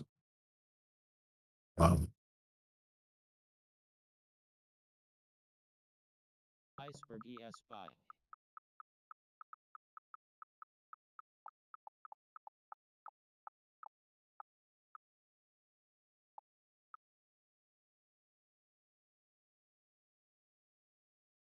No pullbacks confirmed, is it?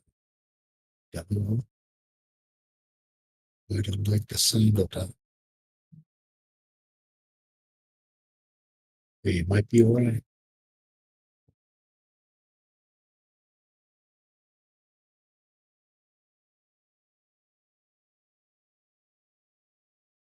Come to VWAP might be a nice anti-retail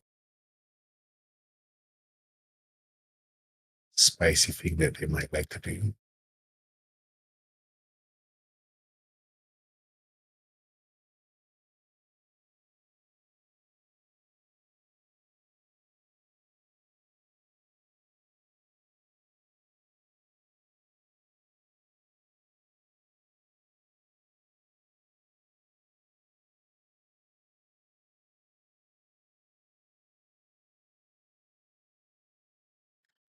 This is Kat speaking. This Alex is just doing something at the moment.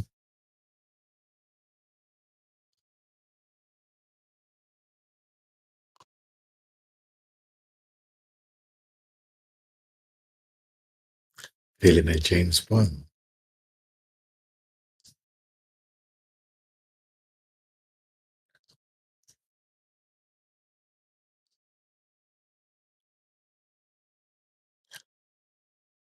Bunch of buys coming in here.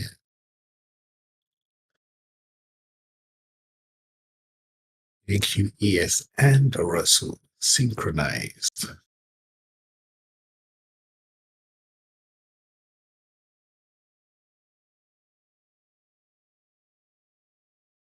All right, I got to run. I'll be back later if you guys are here. You should have control. You should be able to get us out. Sounds good, Alex. All right. All right, Kat. It was nice talking to you. Hopefully we'll talk again. Yeah, I hope you have a good rest of your evening. Same here. It was great speaking to you, Alex.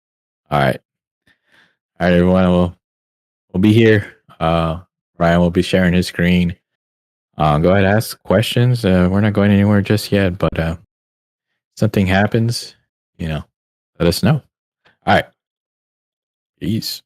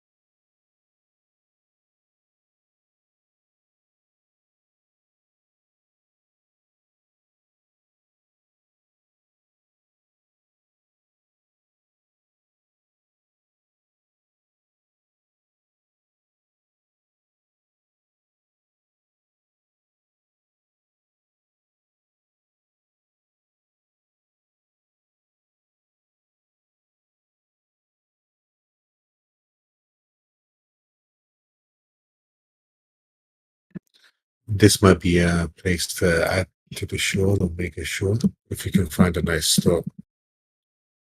What do you think?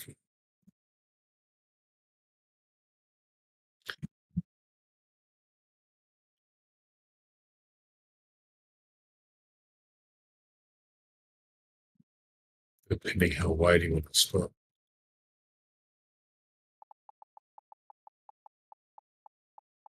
$88. You have the floor, 81. Kaz. Go ahead and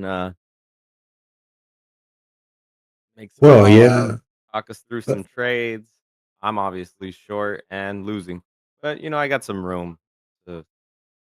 Yeah, if you got room, then same as me, chilling.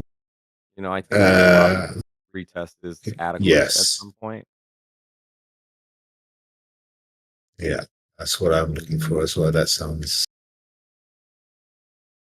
Also thinking about looking for an ad as well.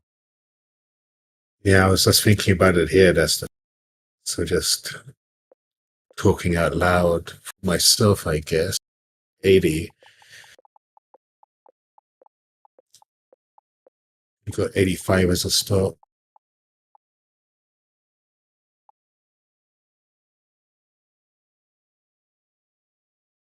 Just a little bit of the delta coming in. And I wouldn't be surprised if it pushed all night. I wouldn't be surprised even now.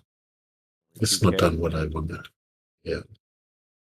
22K is in scope. Absolutely. Like, we all know it's gonna go to ATH, but how it's getting there has been painful.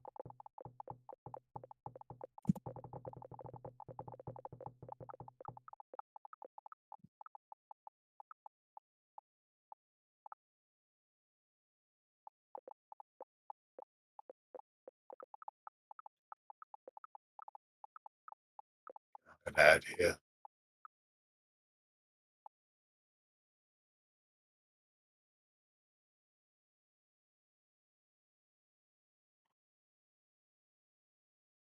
$85. Yes. Is it going to break above it though?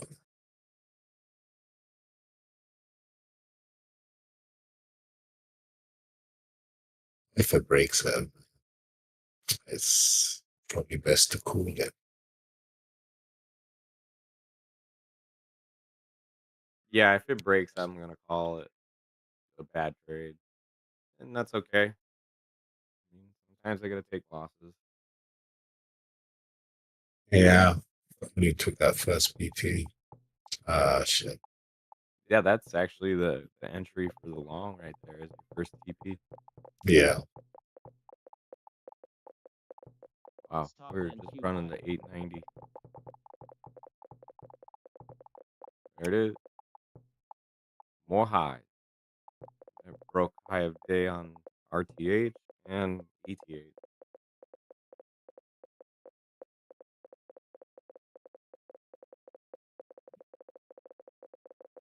Absorption and Q sellers.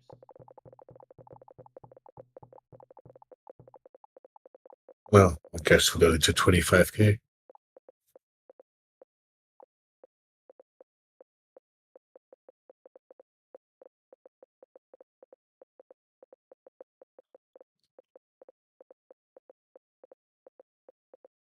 Part of me feels like that was the stop out.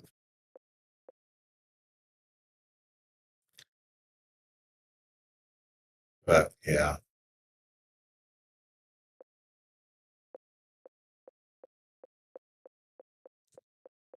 This was the final ad position.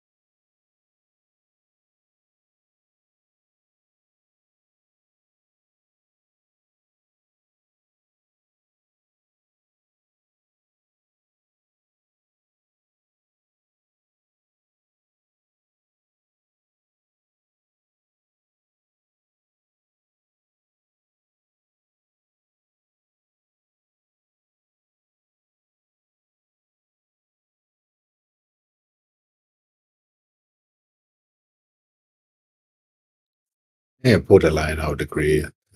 Yeah, it's not anything attractive.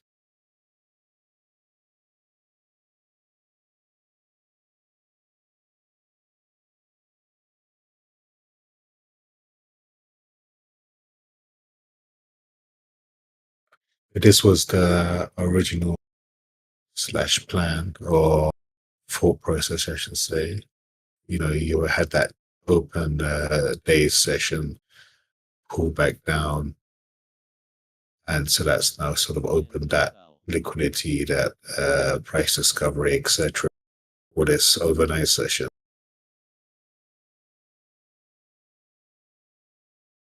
Rather than the inverse, which is what I wanted.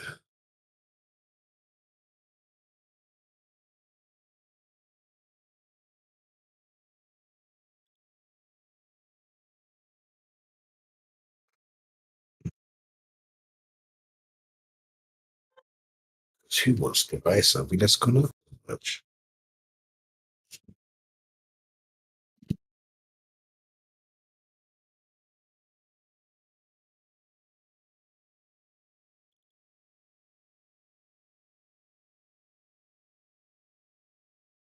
Russell 2000's making some decent moves.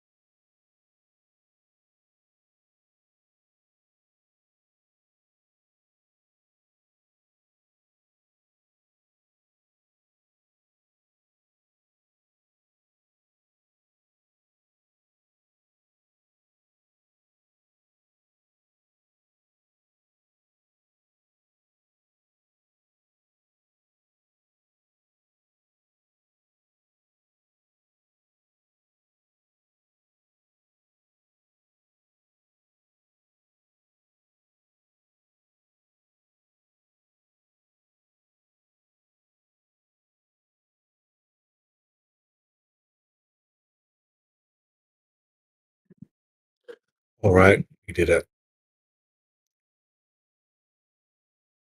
We took another short from where you were going to take the third ad. Stagnation here. Loss of momentum to the upside.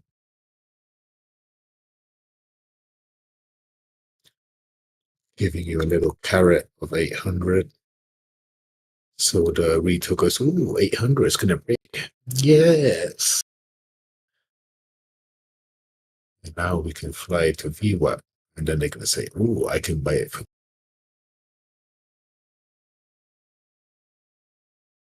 Well, I cut out there, but yeah.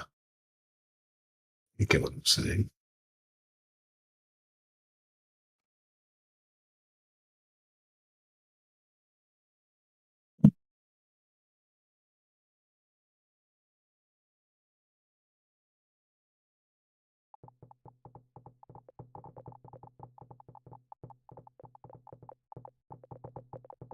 Stop ES buy.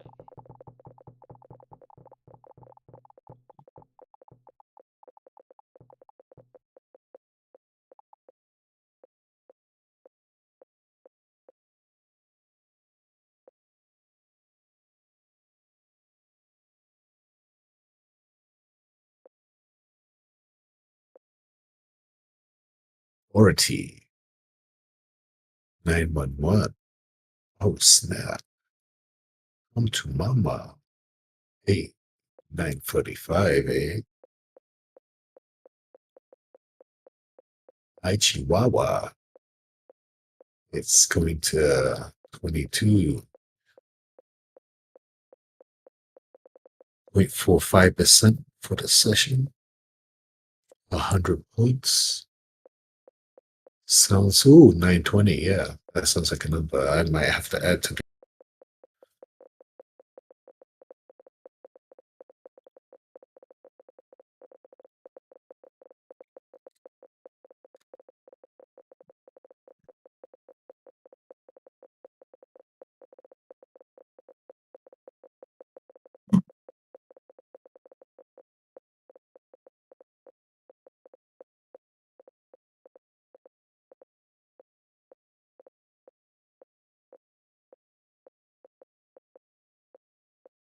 Profit is the way.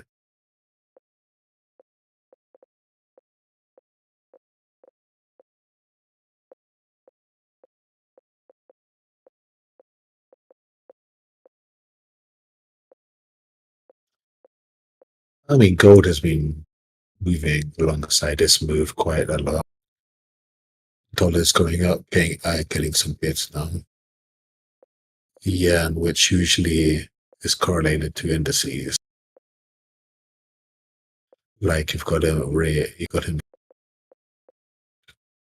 right testing this level here. So that's probably your answer for the next hour or more.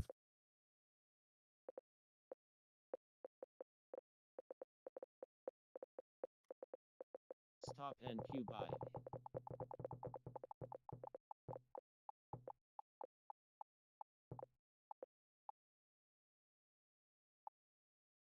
Iceberg NQ buy.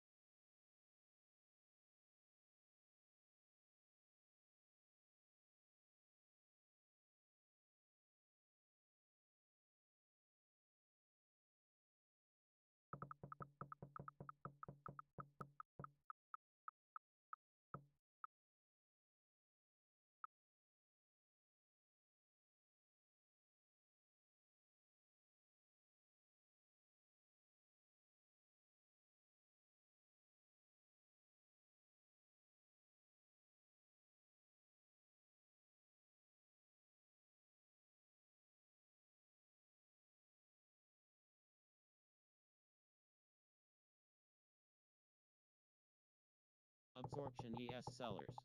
Sweep ES buyers.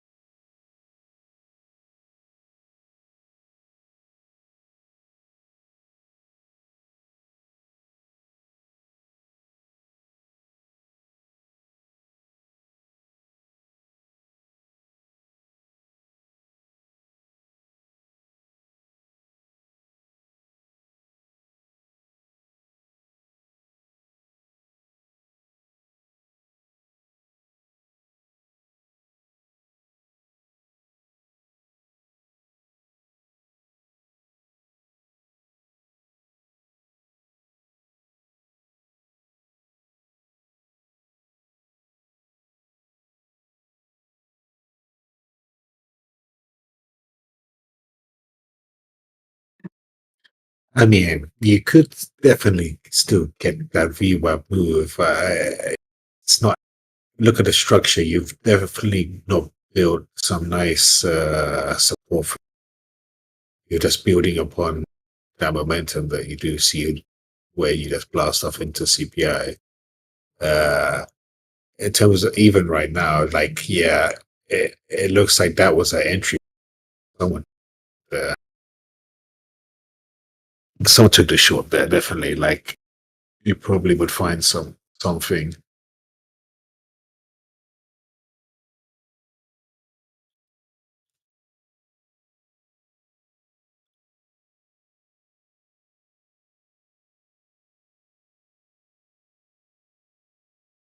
You got this you got some you got money coming in now. Running to a bit more than they were last couple of hours.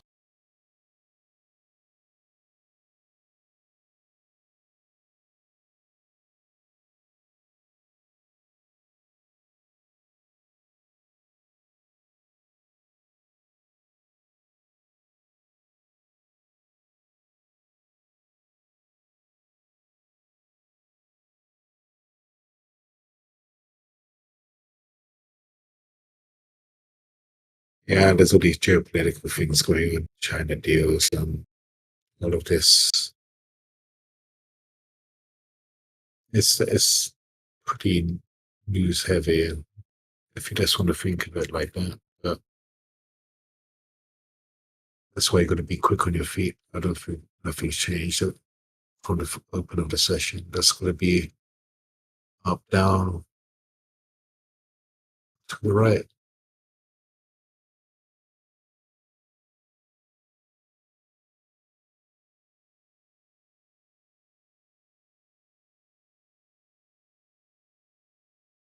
Couple sells, with a few asks, takes a profit.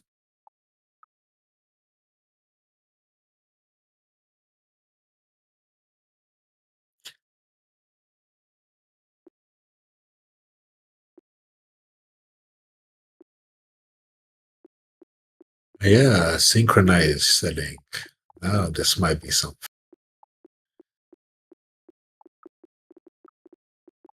Sweep ES sellers. Absorption ES buyers. He's backing it up. Stop me from getting back up. Iceberg and Q sell. Absorption ES buyers. Sweep ES And they sellers. say, no, we need to exit our longs.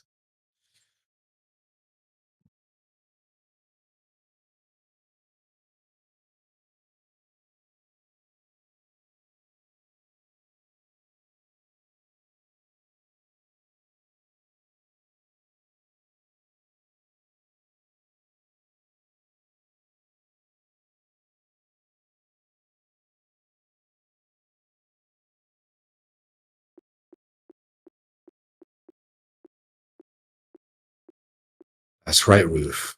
So you've got to be flexible, dynamic.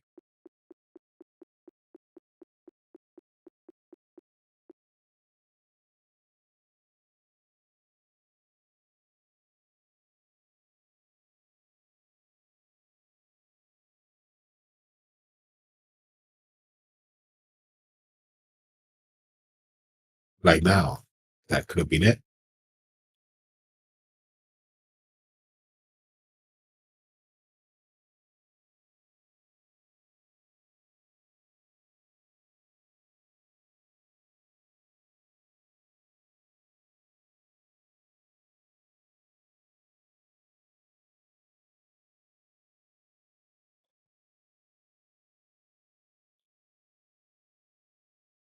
You see, like on a dime, gold sells.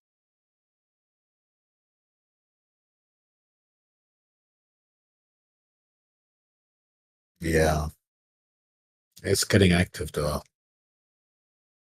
Japan's pumping, and that might just pull it up as well. That was the bias for me going into this. We had good data for Japan last night or yesterday, whatever their CPI and stuff they had. And so, just global economic data. It's like, oh, they did good, so we'll do good.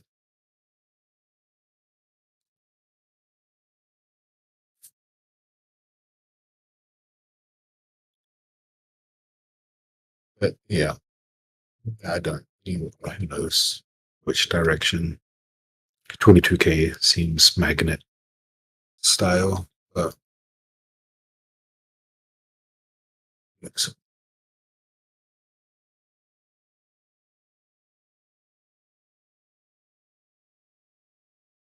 Flexibility, not married to the trade.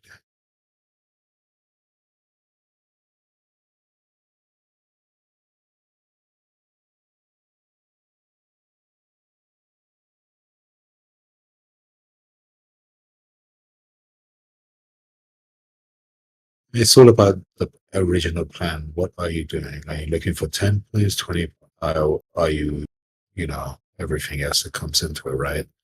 Because that's going to stop you from trimming on the 10-second 1 minute chart or whatever you might do.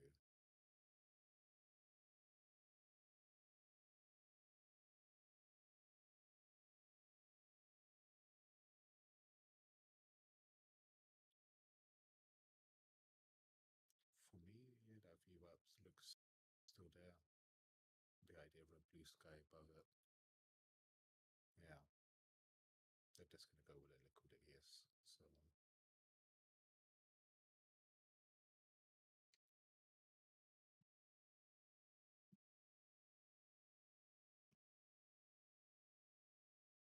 So it's getting a bit more stacked.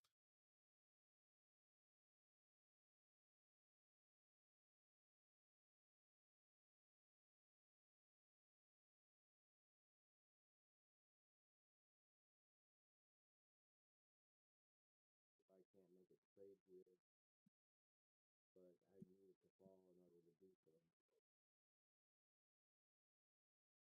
Say that again, Ryan. I don't know if your mic was a bit muffled. I said I'm trying to make a trade here, but I need it to fall in order for me to do so.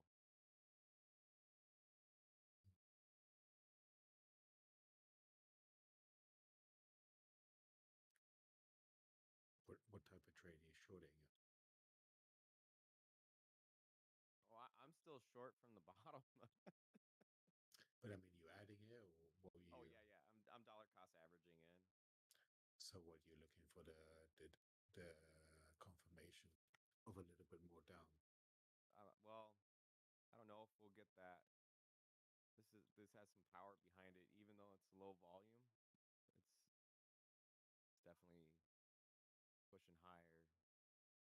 I mean, 22K is right there. Yeah, this is why it's pretty much just flexible type of. You could go either way. Anything can happen. It is. I wouldn't blame anyone. Even myself. Tomorrow, who knows? Like it's like sitting out of trading. It's definitely nothing to be ashamed of.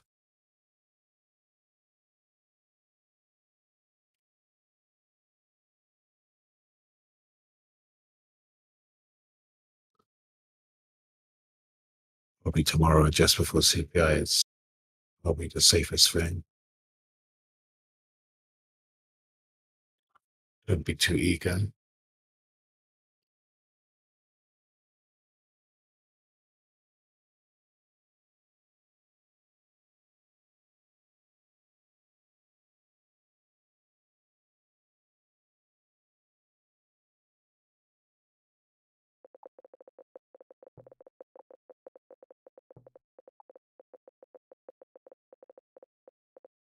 That's generally what you would do, though. You would pump it to take your new contract positions the opposite way.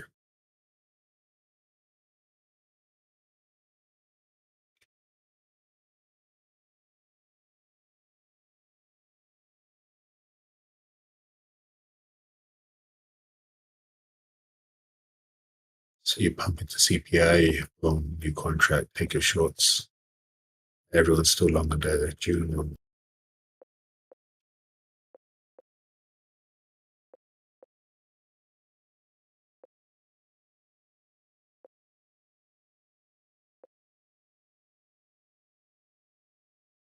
Yeah. Get a premium on that for long contract.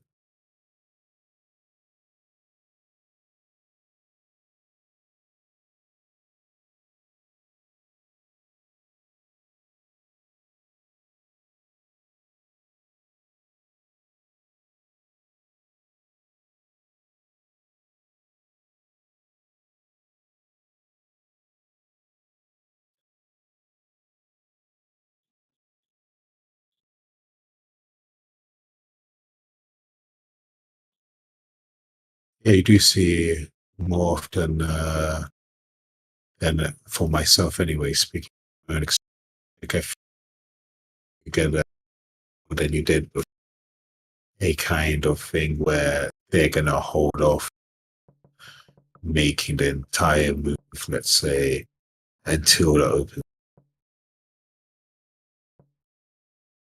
That has been happening more often than before. You would make the whole move, come back to let them jump into it, right? And now you kind of hold until the open. It might be just me, but that's just something I've been feeling.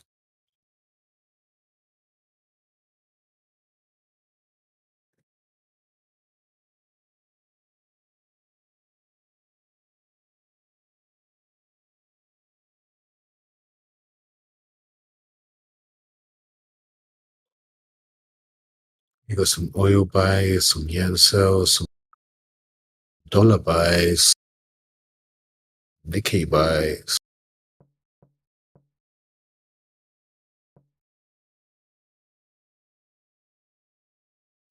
Yeah, we're getting active now. I like those orders we have on the screen there. It's looking lower high, looking a bit more order shorts in the bear.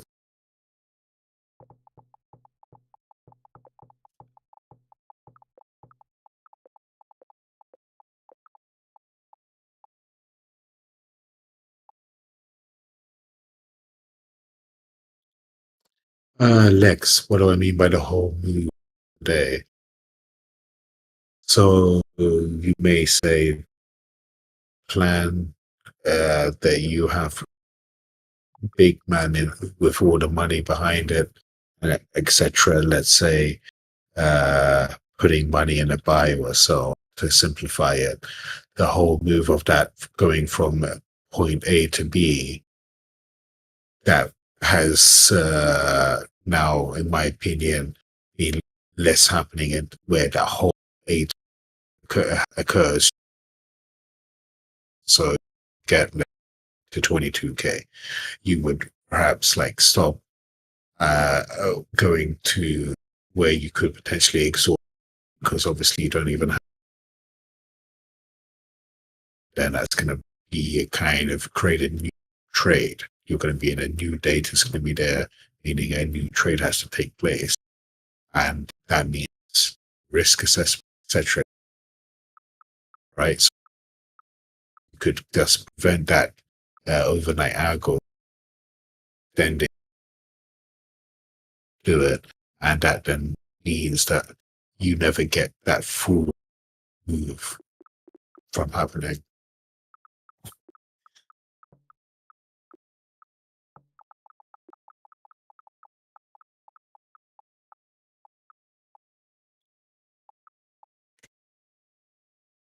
So you could come back to VWAP average price around.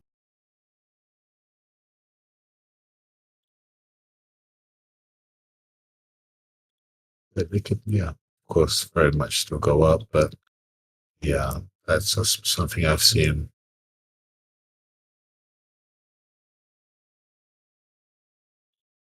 Alex, this is just the first time I've been on the stream. Been, in the group, the community, watching the stream. Yeah, they're kind enough to let me onto that. Yeah, Lex, I stream live Monday or Sunday through Thursday, 6 to 7 p.m. Once in a blue moon, Alex will throw me on YouTube, and I'd invite other traders up to talk about their trades, their analysis, and kind of get to know our community a little bit better. Um, we're in the Discord right now. You are welcome to join us, and in the near future, if you want to hop on stage and talk, we certainly can accommodate such. But I show my trades off, and sometimes I win, sometimes I lose, sometimes I DCA to win. I mean, I'm gonna have to save myself from this loss, which the account can handle. But this pump up has been something for tonight, and I'm not sure where this is all coming from in regards to whether it's contract rollover. It's going to be something when it comes to what do we have this week? Kaz was saying it earlier, but you know, I mean, PPI. yeah, yeah, PPI. So, and then again, too, it's just kind of unusual that we make a 200-point pump in ETH. Absolutely insane. It was a great trade if you got long. I'm still short, so waiting for that pullback, higher, higher low. I want to try to catch that, get out, but we're even above Thursday's high. We're not far off from ATH. Definitely, Cause. Thanks for coming on the live stream with us and sharing your trading. It's been really very beneficial. So, um, but I'm gonna try to save myself from this, and I actually am gonna eat dinner and hang out with my kids. They're crying for me, as you can hear in the Yeah. background. So I got my hedge fund that I'm working on over here. Yeah. Cause I can leave my chart up if you want to continue to talk to the chat, or certainly, but I'm gonna step off for a minute, and Cause has the floor, and my chart will be up for you. I don't know, is there in a particular time frame that you like to watch?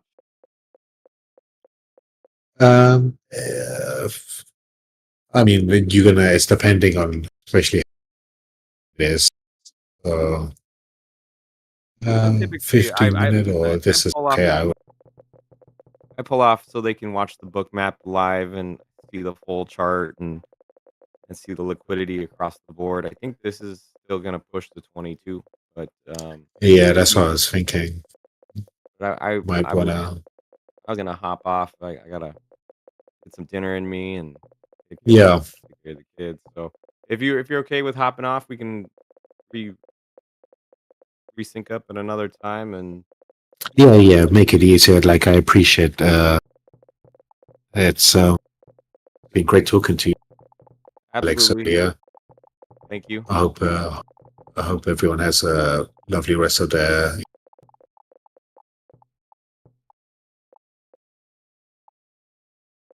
Absolutely. evening. Again, thanks again for coming up, and glad to have you here. And this is Ryan signing off. You have a great night. Stay green, and thanks for joining me in the Discord tonight. Take care, everyone. Take care.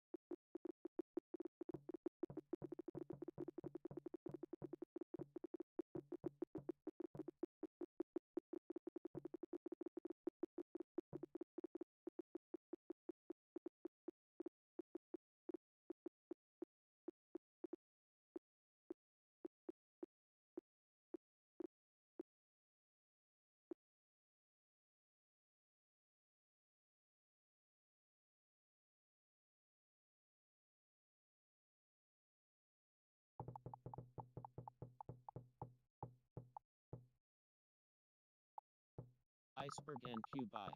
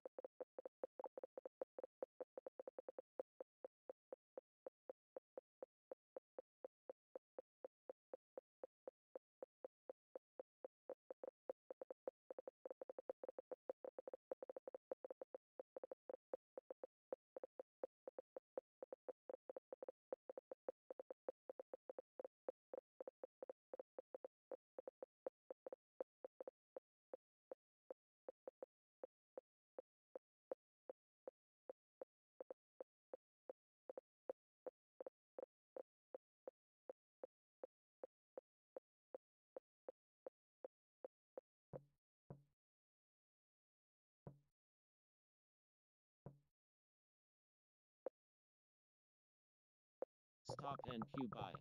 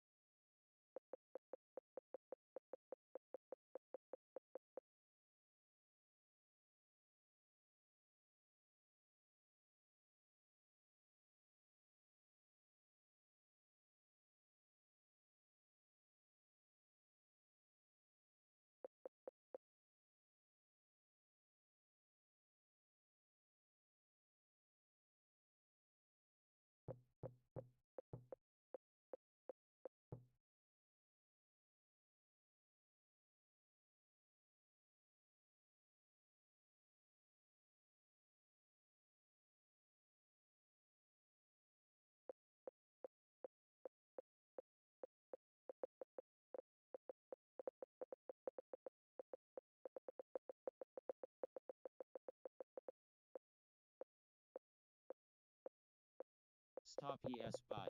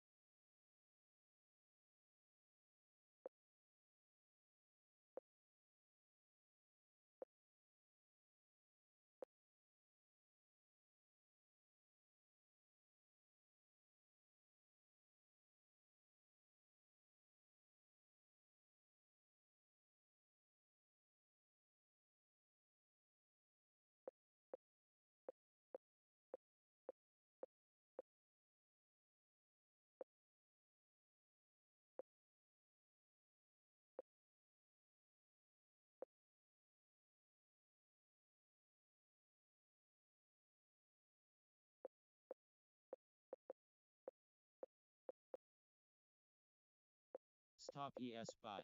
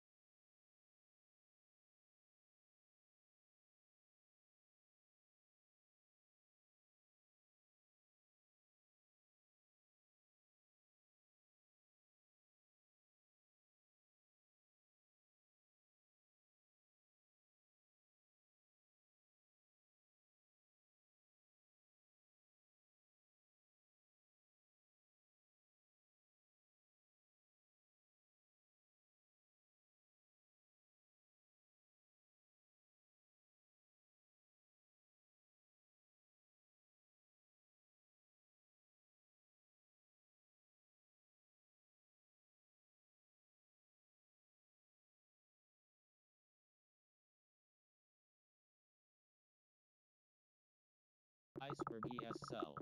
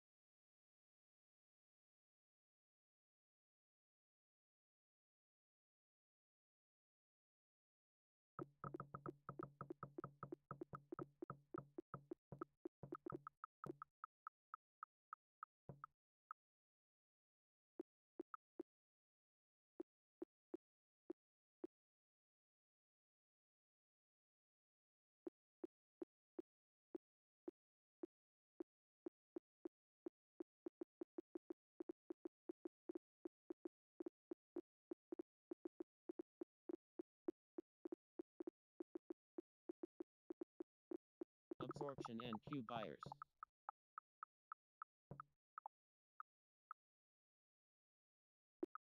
Stop ES sell.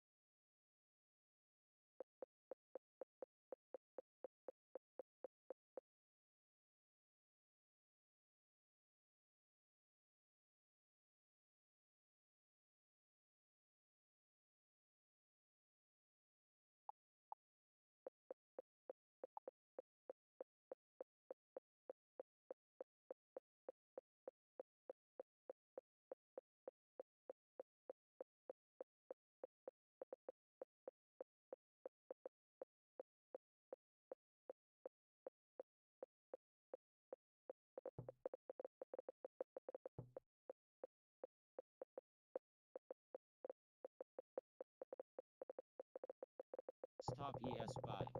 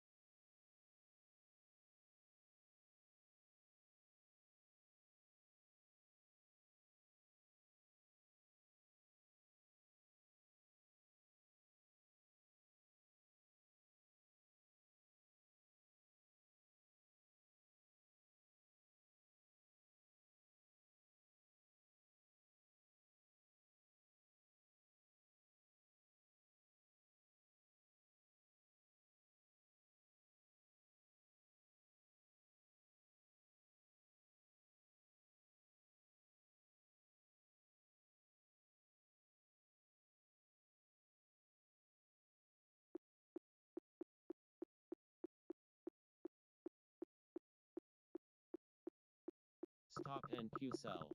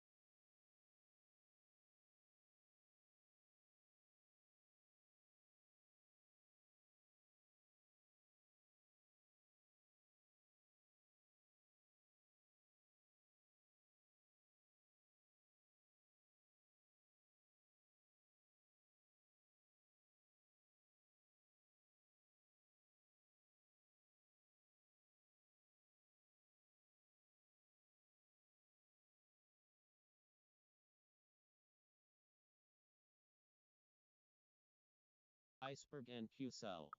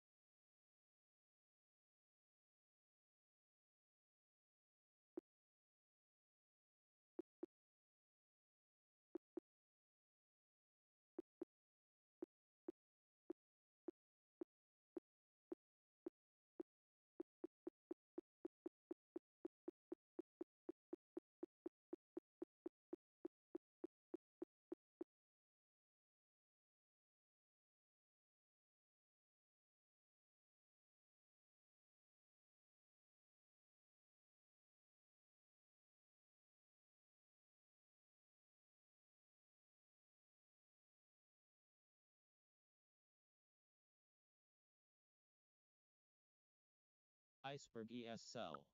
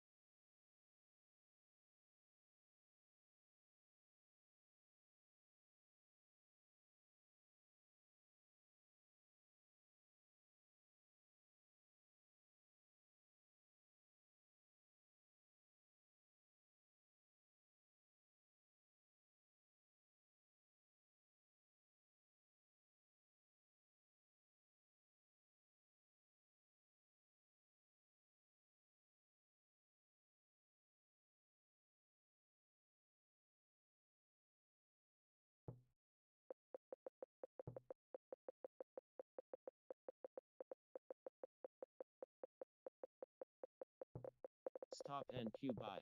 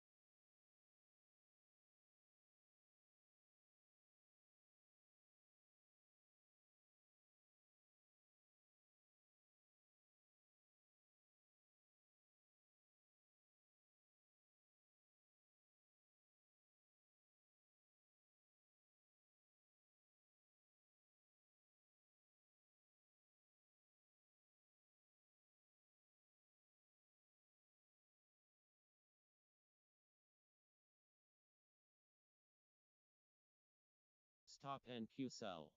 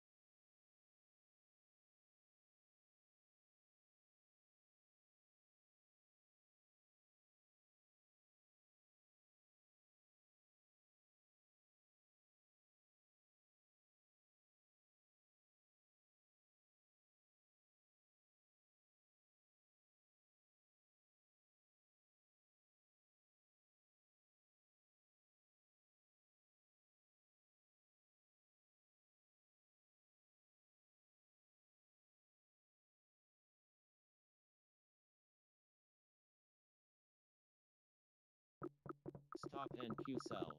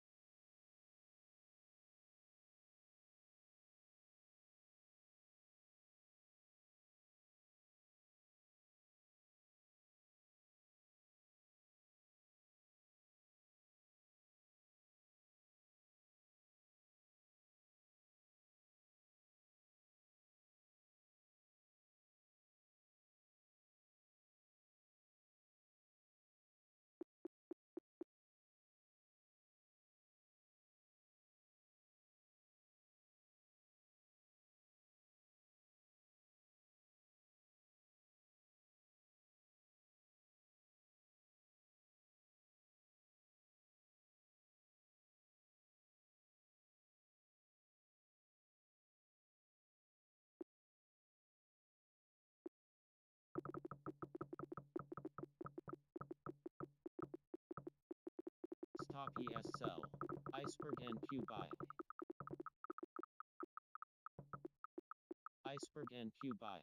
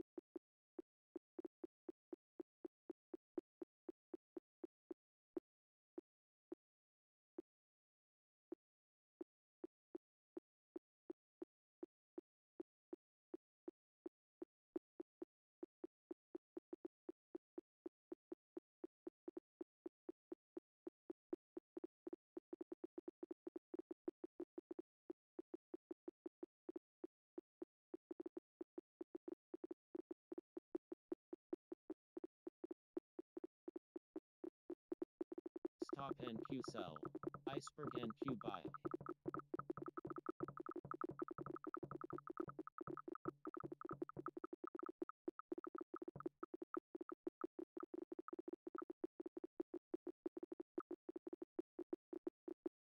Iceberg NQ buy.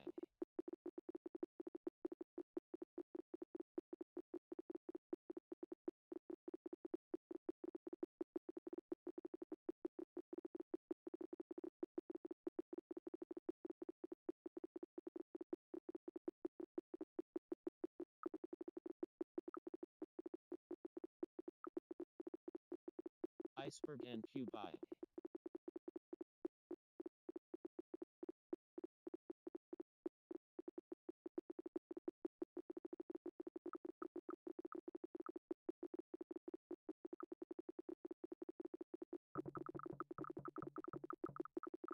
Iceberg ES buy.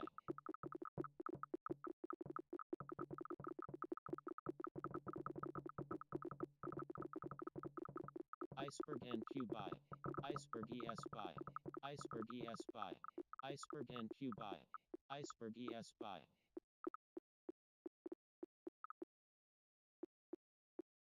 Iceberg NQ buy. Iceberg NQ buy. Iceberg NQ buy. Iceberg NQ sell. Iceberg NQ buy.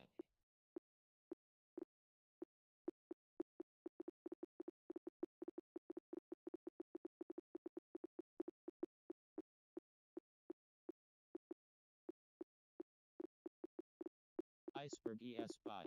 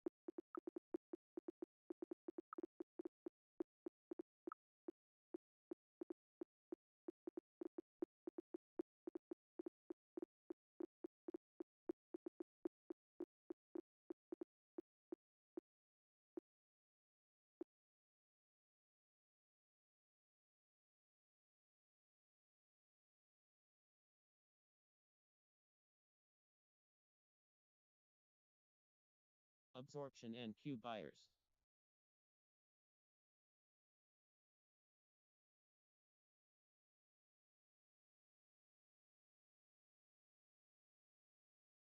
Absorption NQ buyers.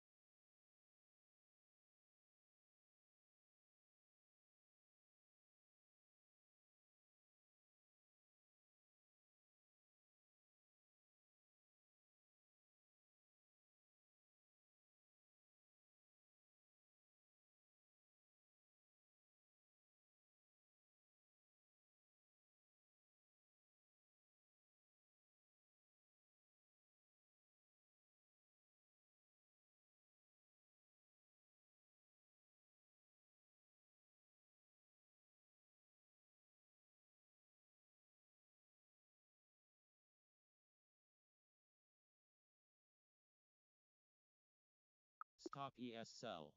Stop NQ sell. Stop ES sell.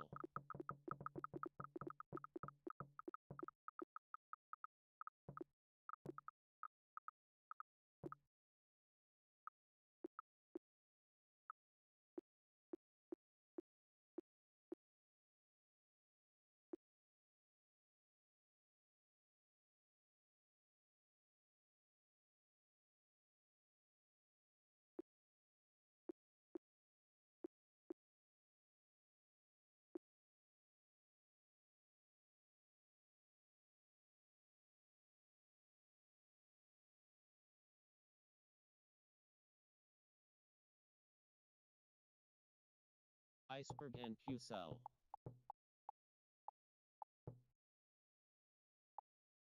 Sweep ES sellers. Absorption ES buyers.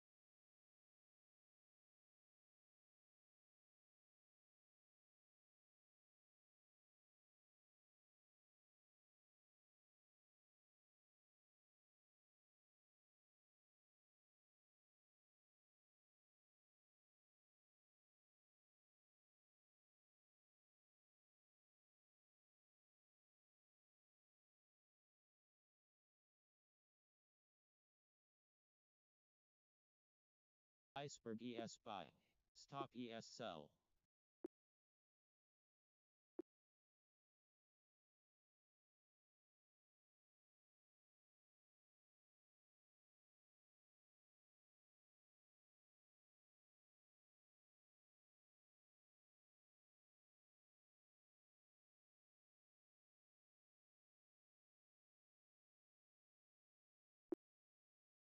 Absorption NQ buyers.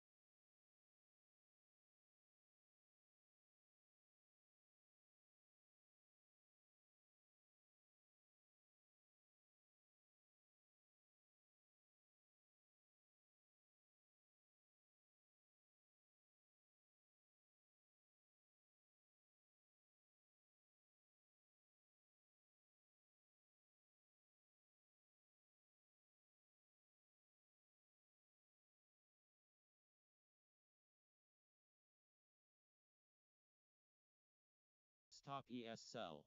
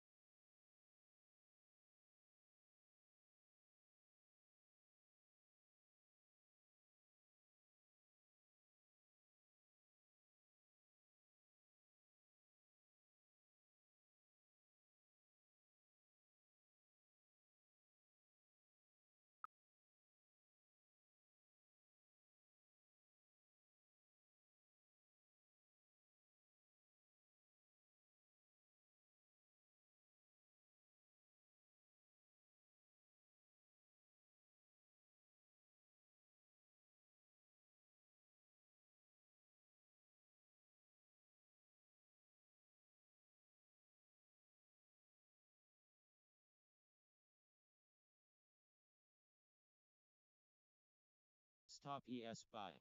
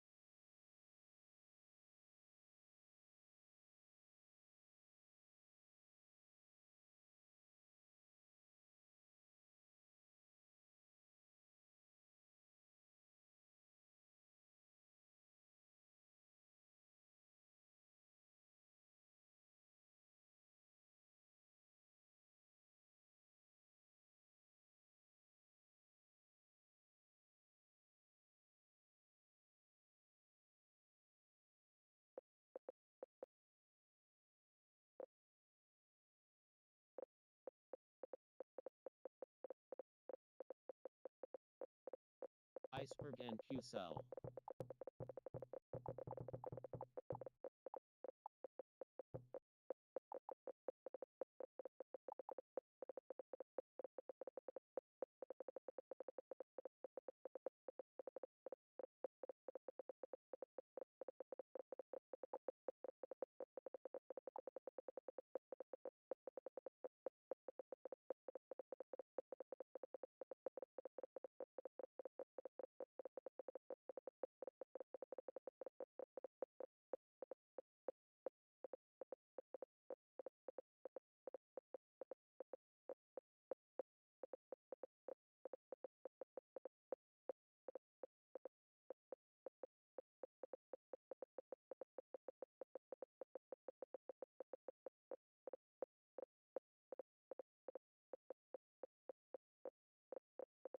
Sweep ES buyers.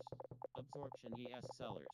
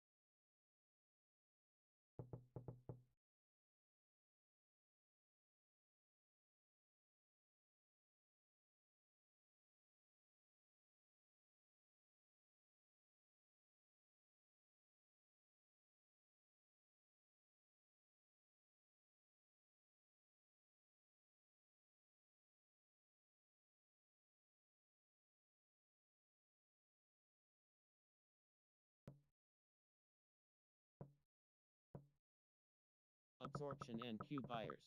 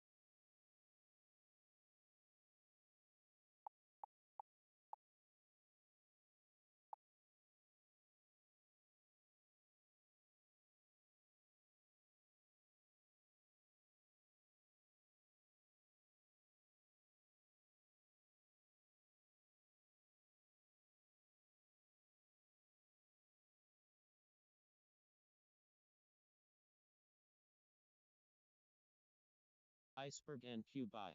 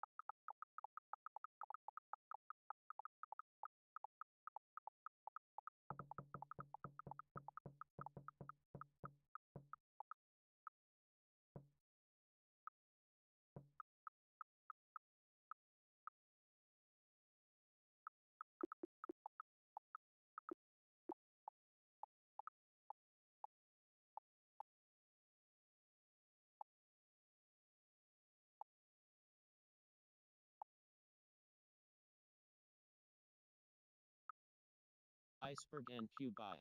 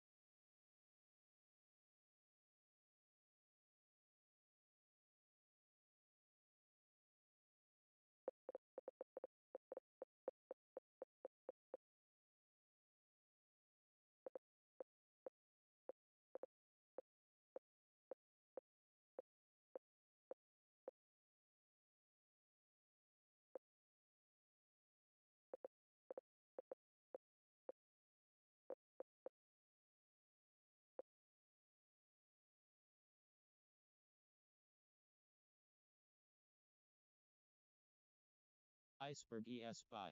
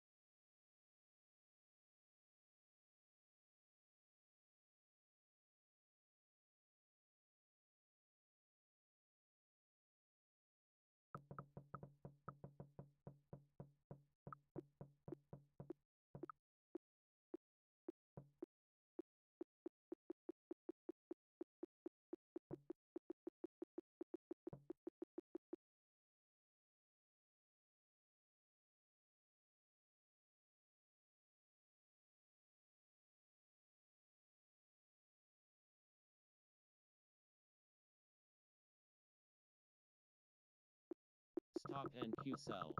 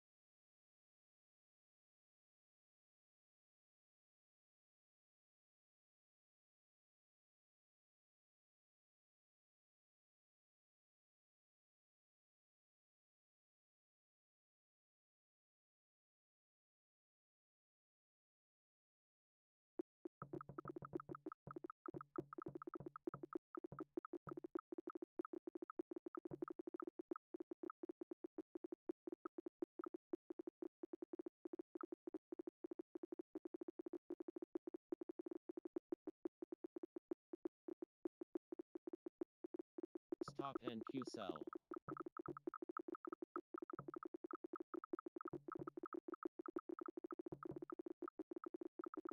Stop ES sell.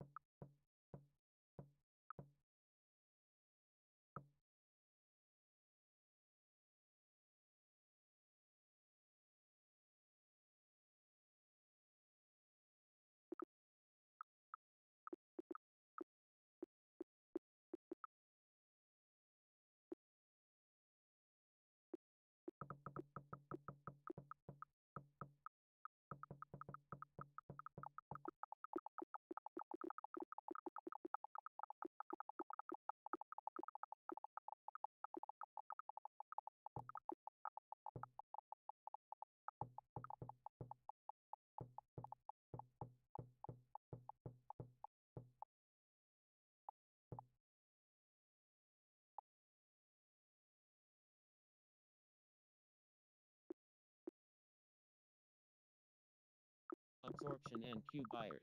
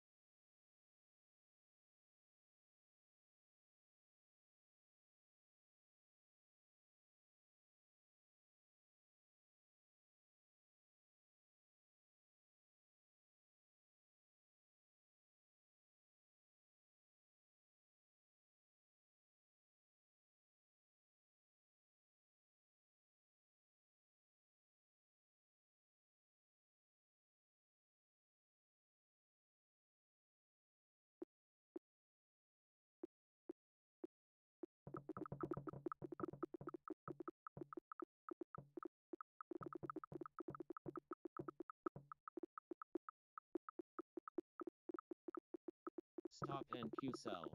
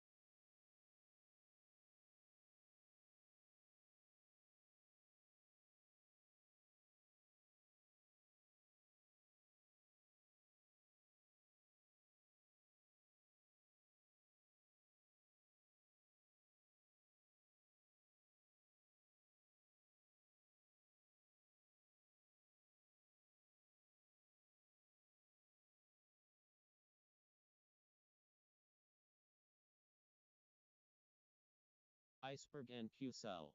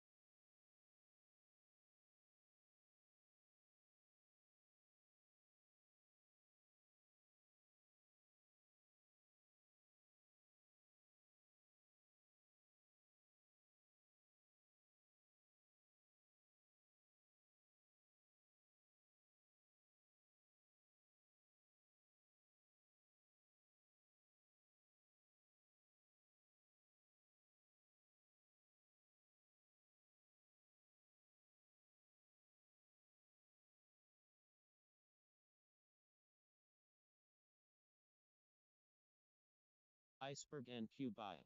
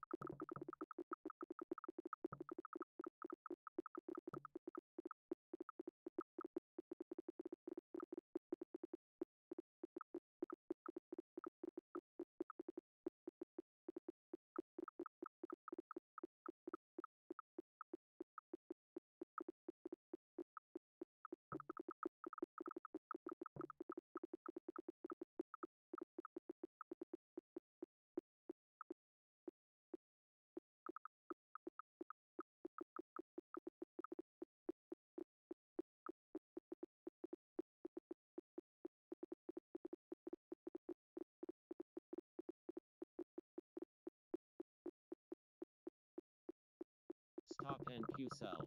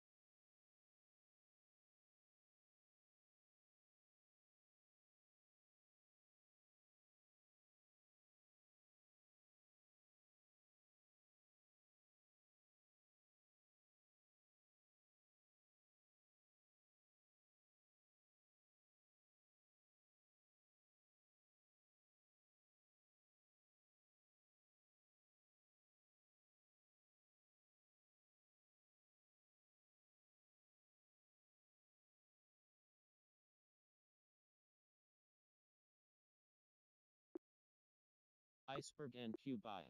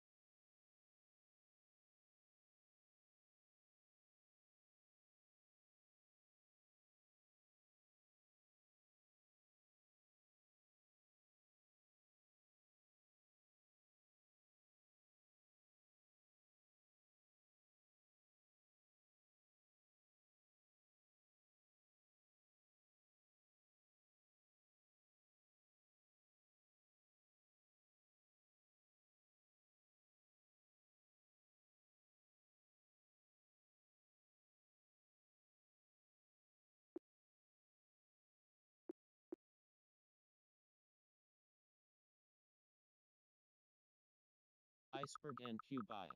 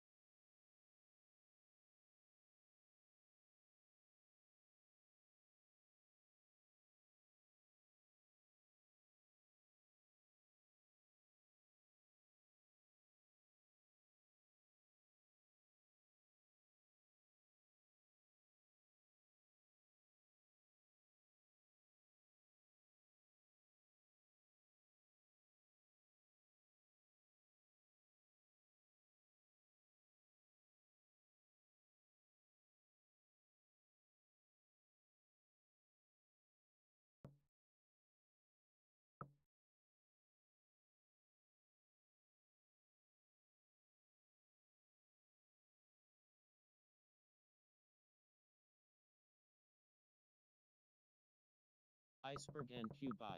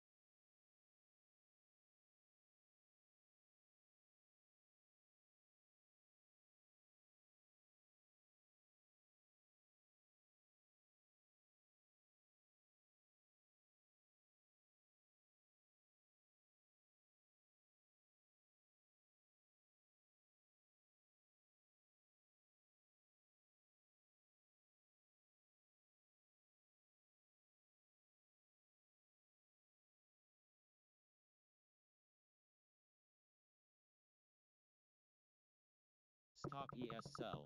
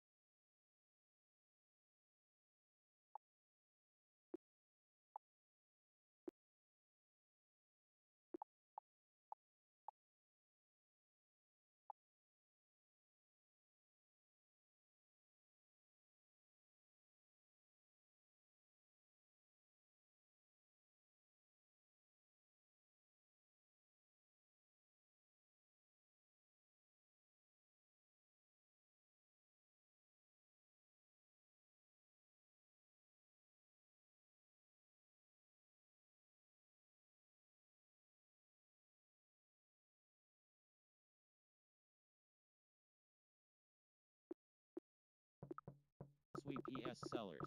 Absorption ES buyers. Stop ES sell. Stop ES sell. Stop ES sell. Stop NQ sell.